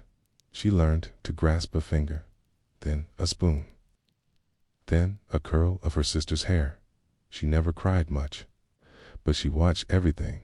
And one morning, while John was singing an old fishwife's tune about salted herring in summer storms, Mary laughed, not loudly, but enough to echo off the stones like a bell. It was the first true sound she had made. There were other dangers to come. Winter would be long. Food would be thin. Illness would prowl the alleys of Rye like a dog in heat. But for now, inside the quiet house near the edge of town, the two sisters sat together beside a cold hearth, humming songs neither fully remembered, in a language that was part prayer and part nursery rhyme. The baby would live in Jonette, years old. Barefoot and Steady would carry that life forward with her own hands. The midwife's ledger, the wind that swept through Rye that November, came from the northwest, hard and sudden and full of iron. It rattled the shutters of stone cottages, pulled smoke from the chimneys, and left behind it a faint scent of frost and rotting apples. The harvest had ended. The stalls in the square were fewer now, and most windows had been shuttered for the season, their gaps stuffed with wool and wattle. Inside, the people turned inward, both in body and mind, in a house near the edge of town. Joan marked another scratch on the hearth wall. Mary had lived 137 days. She counted them without fail. Morning light would strike the hearth, just so, and she'd take the small iron nail from the windowsill and etch one more notch into the stone. A quiet ritual, a way to remember, a way to measure the quiet dot. Mary, now nearly 5 months old, could sit with help. Her eyes followed the orange light of the fire with curiosity. She had learned to hold Joan's fingers, to pull a spoon to her mouth, and once, just once, had uttered something that sounded suspiciously like a laugh, though it came out broken and gurgled, as if the word itself was unsure of its right to exist. Joan was still only 8, but she had become, in every way, a mother. And outside, the town took notice. Mistress Hilda came again in December. The wind had calmed, but the cold had not. She arrived wrapped in 2 cloaks, her boots slick with frost, carrying a book, a ledger, bound in hide, fastened with a bit of green twine, and filled with thick pages of yellowed parchment. The town midwife kept it not by law, but by habit. In it were listed the names of every child she had helped into the world, those who lived and those who didn't. Most entries were short. Some were crossed out. A few were marked with a black smudge of ink, which Joan would later learn was Hilda's quiet code for the mother died. She turned the book to a blank page and looked at Joan without ceremony. "You named the child." Joan nodded Mary. Hilda dipped the nib in her inkwell, scratched the name down with the slow, deliberate motion of someone used to doing this with cold fingers. "Mother deceased." Joan nodded again. "Father." There was a pause. Joan looked down at her hands. "He was taken," she said, softly, "at sea. 2 winters ago." The midwife made no comment.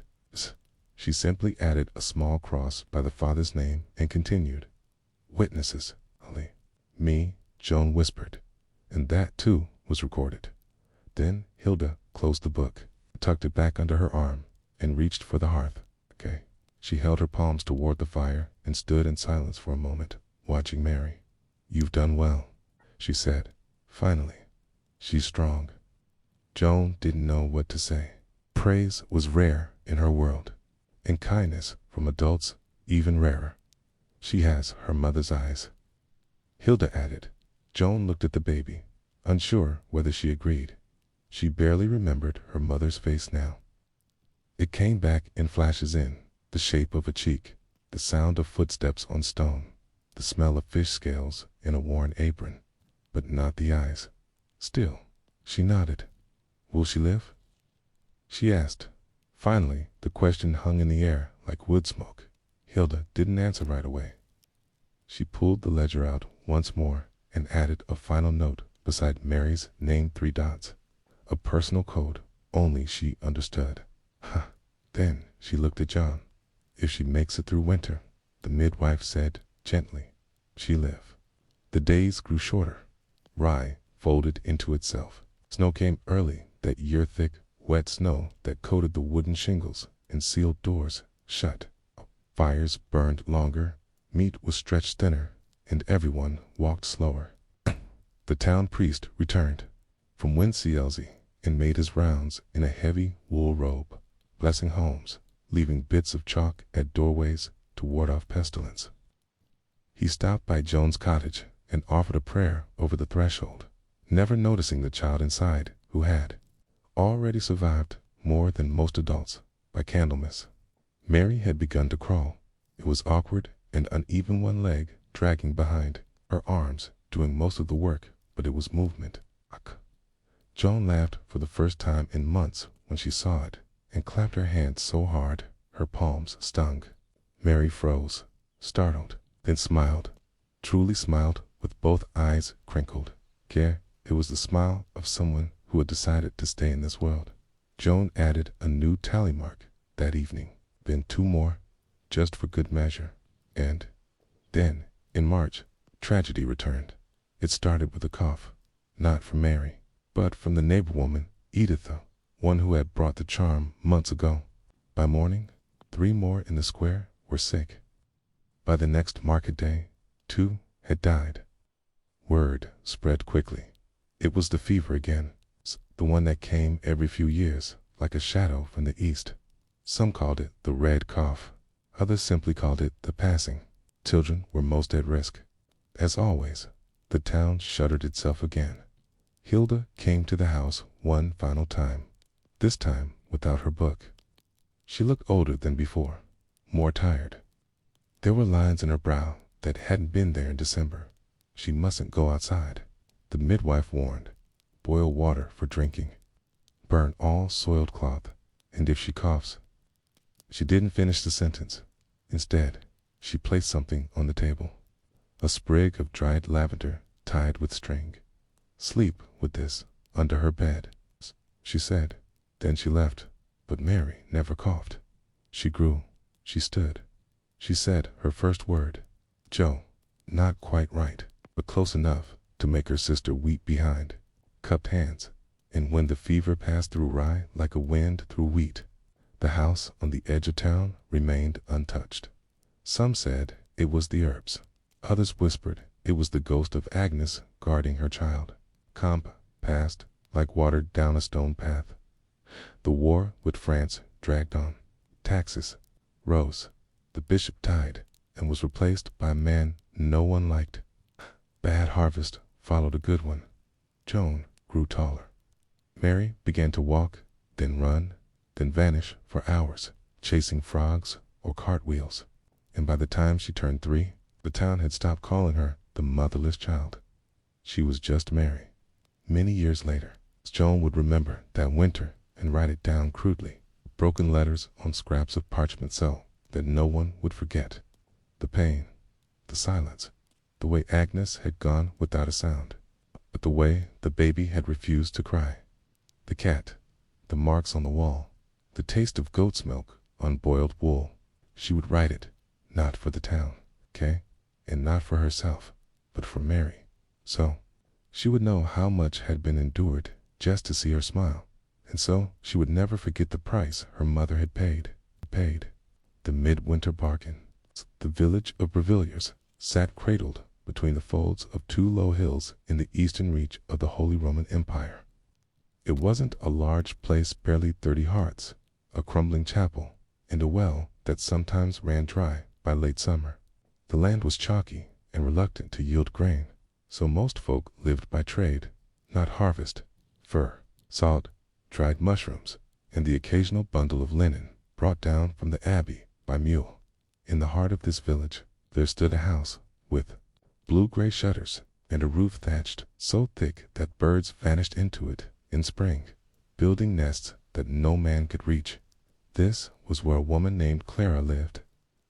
She was broad-shouldered and slow to speak, with a permanent crook in her back from years spent dyeing wool in boiling vats.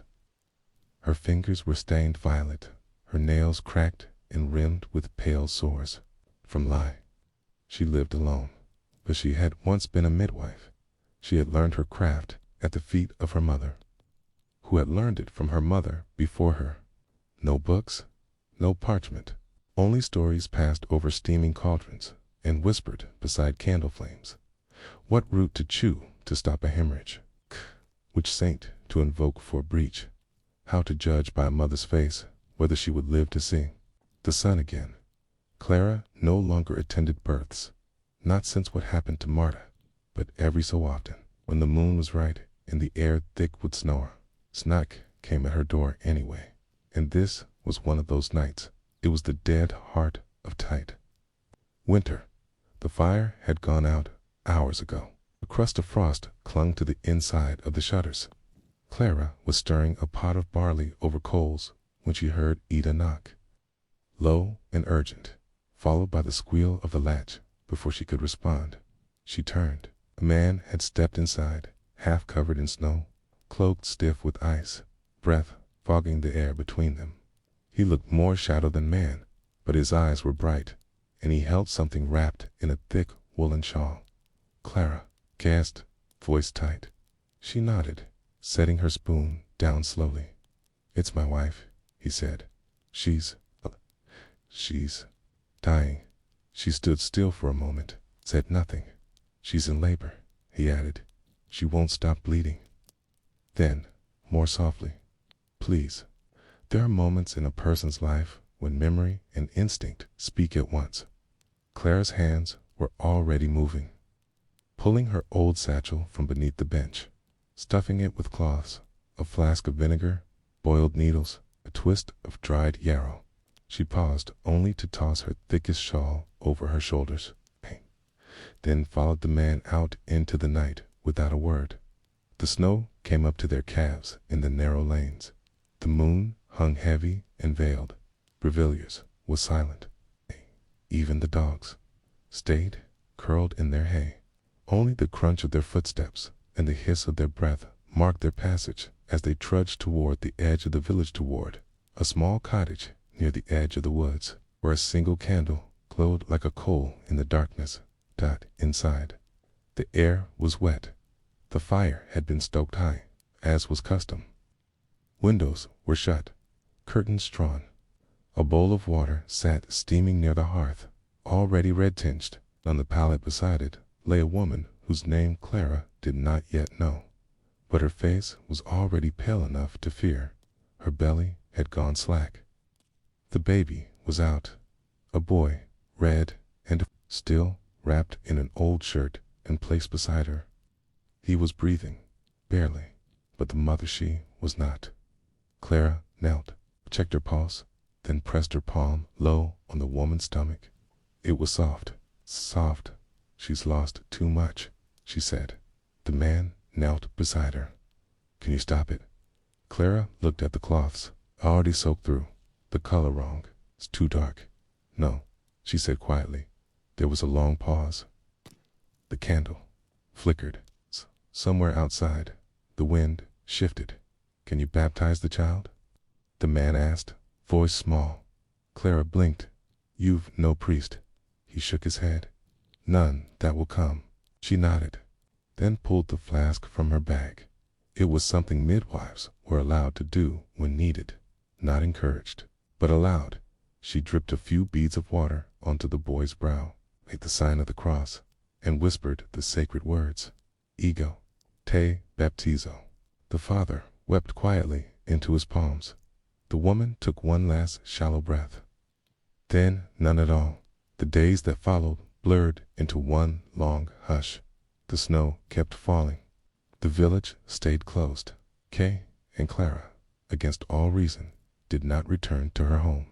Instead, she remained in that small cottage with the man whose name was Antonand, the baby boy now called Yerrick. She buried the mother herself, with Antonand's help, in a small grove beyond the chapel where snowdrops bloomed each spring. And then she stayed. She did not know why. Not at first. Perhaps it was guilt lingering and unspoken from what had happened years before. Perhaps it was the child's cry, which came soft and rarely, like a bird, unsure of its voice. For perhaps it was the way Anton moved, always gently, as if trying not to break the air around him. But something kept her there. She boiled linen. She watched over Yarrick. She taught Anton how to hold the baby when his hands shook too much from grief. And slowly, in the quiet, snow-shadowed days that followed, the house began to warm by spring. Yarrick had begun to coo, and Clara began to hope. But in medieval villages, hope was a dangerous thing.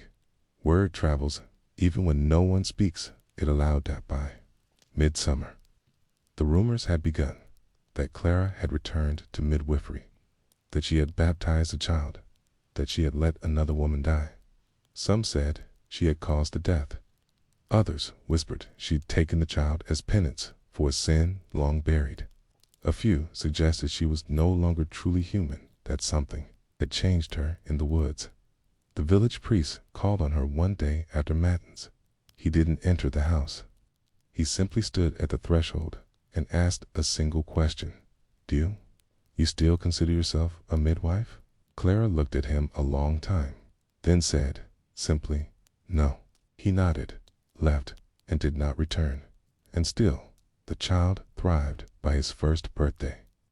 He was quiet, watchful, with a wide brow and deep-set eyes that seemed to miss nothing. Clara saw in him none of the other children she had helped into the world, those that shrieked or smiled too easily. He was different, not in body, but in bearing, as if something ancient and unsure had settled in his chest. She loved him for it. Anton did too, though he said less. Grief had made him thinner, but not colder. He worked as a tanner now, scraping hides and trading with the abbey for salt and soap. At night, he sat beside the hearth with Yorick asleep in his arms and Clara beside him, sewing buttons back onto a tunic no one else had worn in years. They never spoke of the mother, not because they wished to forget, but because her silence filled the room like breath. Then, one autumn, a letter came, sealed in red wax, from the bishop. There had been a dispute over baptisms in a neighboring town. A midwife had been excommunicated for blessing a stillborn child without clerical permission. The news traveled fast, and when it reached Brevilius, the priest came. Again, this time, he did not stand at the threshold. He entered.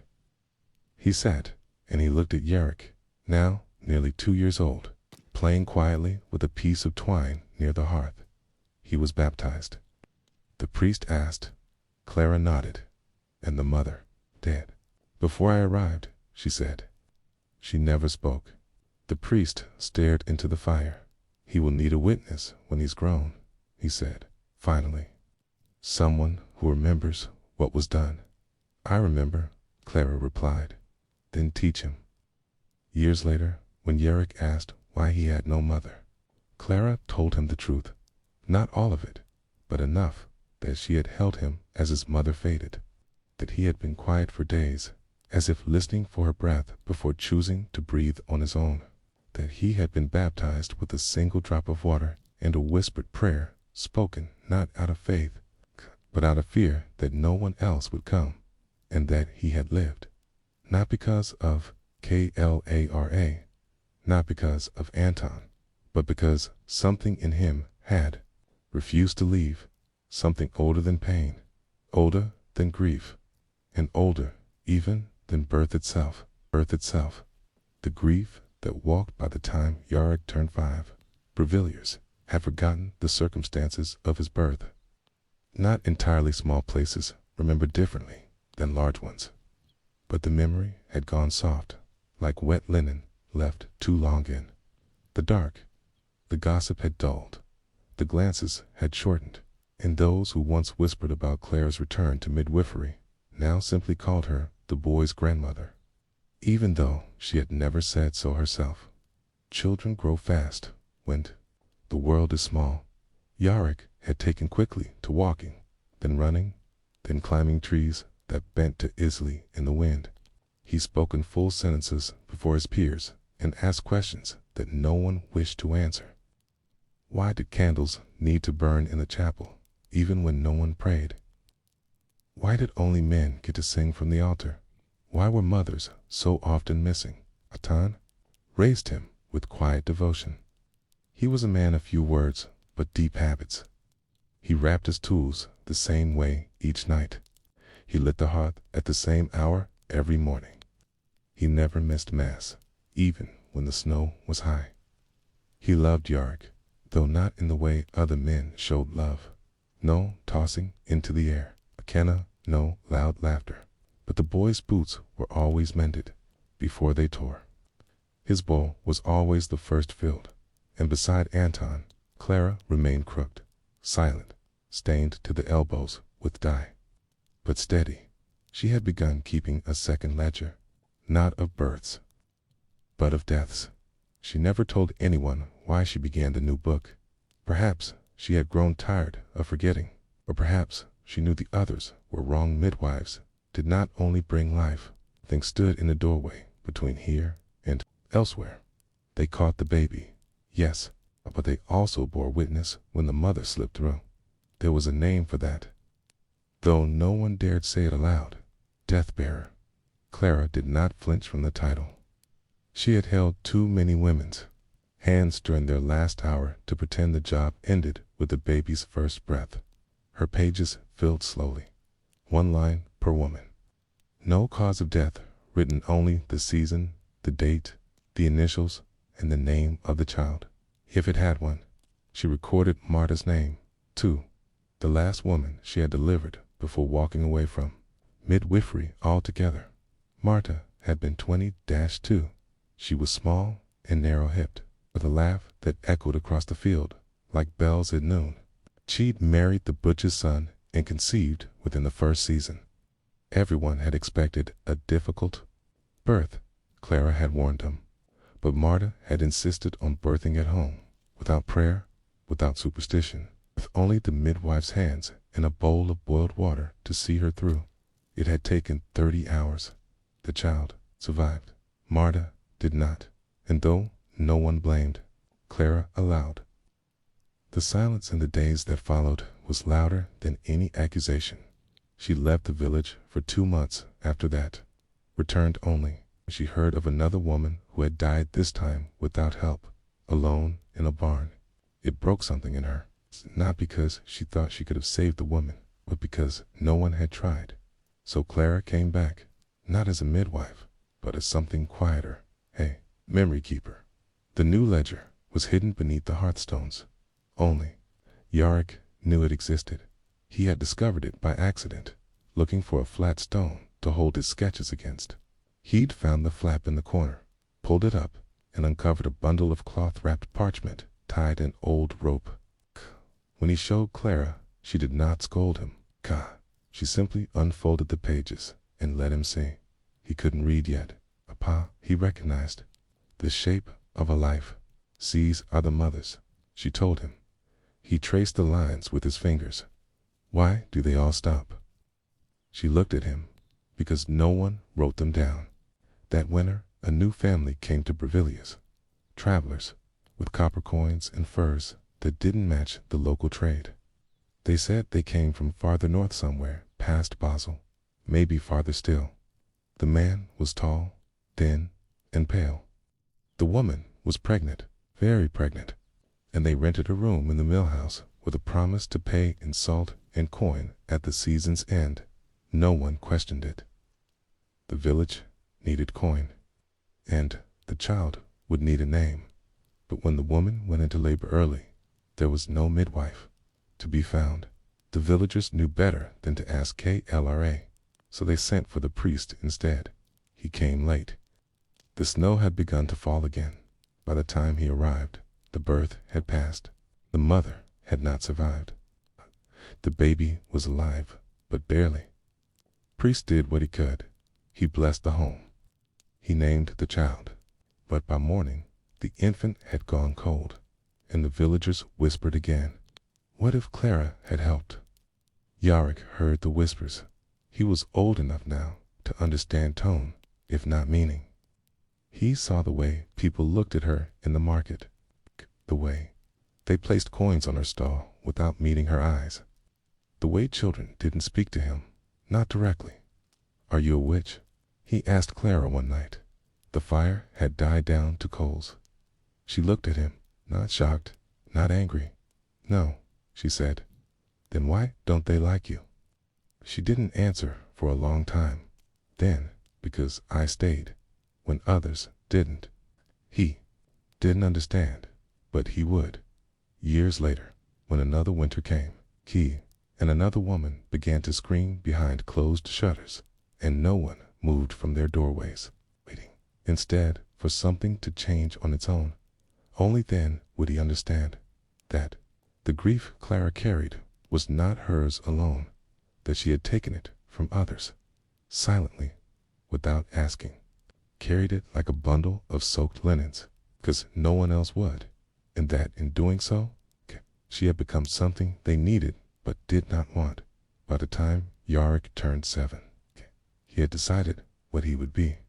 Not a tanner like Anton, not a scribe like the Abbey boys, but something else.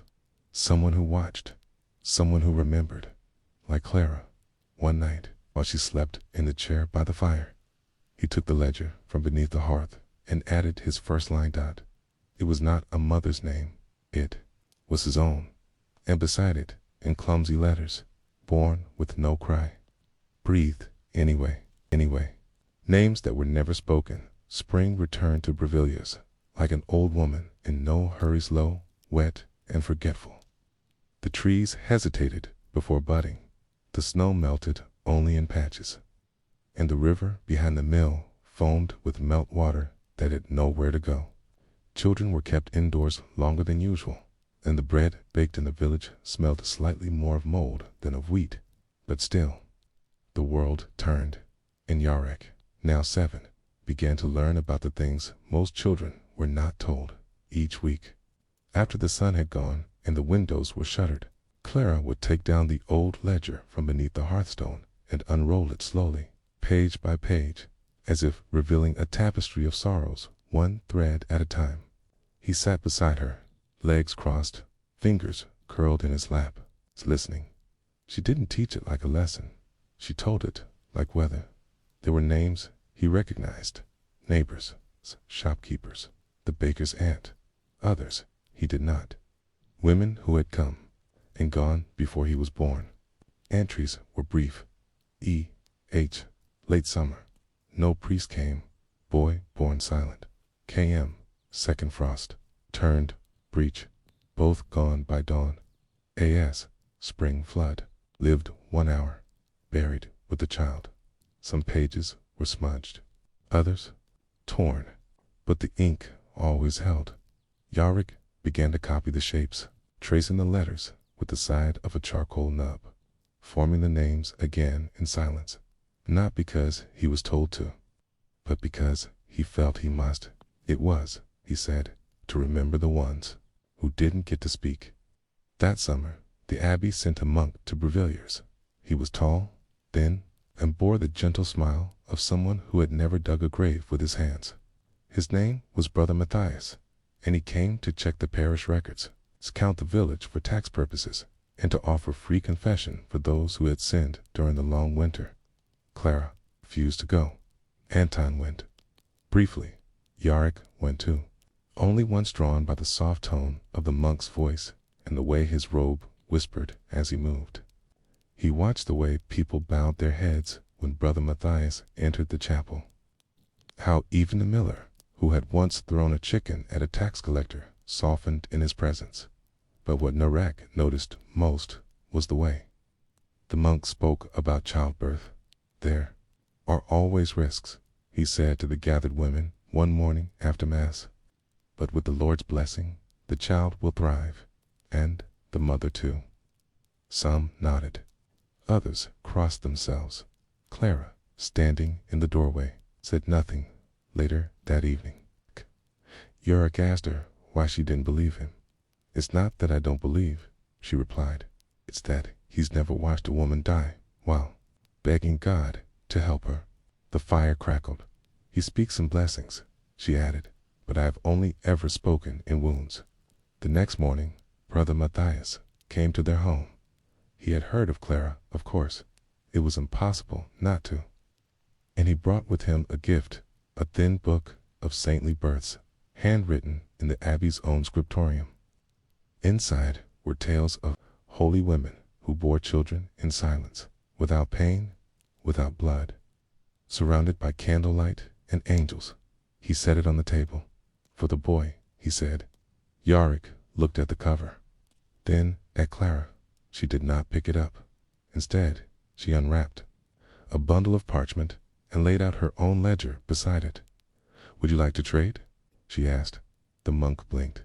I'm not sure what you mean." "You give me stories of saints," she said softly. And I give you the names of the women who died before they were ever allowed to become one. He looked down, then left the book, and said nothing else. Weeks passed. Yarick began sleeping with the ledger tucked beneath his pallet. He claimed it helped him sleep. Not because the stories were comforting, they weren't, but because it felt wrong to let them sit in the dark alone. He read them by candlelight until the wax curled, whispering the names like prayers. Not in Latin, not in chant, just softly, like talking to someone who'd been waiting for a long time to be heard. Clara watched him, not with pride, with caution. This is not a game, she said once, touching his hand. This work will change you. It has changed me. He nodded. I wanted to. In early autumn, another woman died. This time in the next village over, a place called Rennes, where the fields were flat and the people superstitious. Word came by mule, a mother dead, a child half alive, a priest who had refused to baptize because of the manner of the birth. Yarick begged Clara to go. She said no. He begged again. She said, that part of me is gone. So he went alone, barefoot, with only the Book of Saints from Brother Matthias and a strip of cloths soaked in lavender. Clara's old birth charm tied to his wrist. When he returned 3 days later, he did not speak, not for a long time, not until Clara had laid out bread and broth and drawn a basin of water to soak his feet. Then he said, she was already buried. Clara nodded slowly. But I gave the child a name, he added. She looked up. And what did you name her? He smiled, faintly. Clara. That night, he made a new page in the ledger. His first full entry, K, born in Rennes' early harvest, named before the snow, breath like a sparrow's. He folded the parchment, slid it into the bundle, and placed it beneath the hearthstone without another word. And Clara knew then what she had suspected for years, that the grief she had carried alone would outlive her, but also that, in some strange way, it was no longer hers alone to carry. Good night.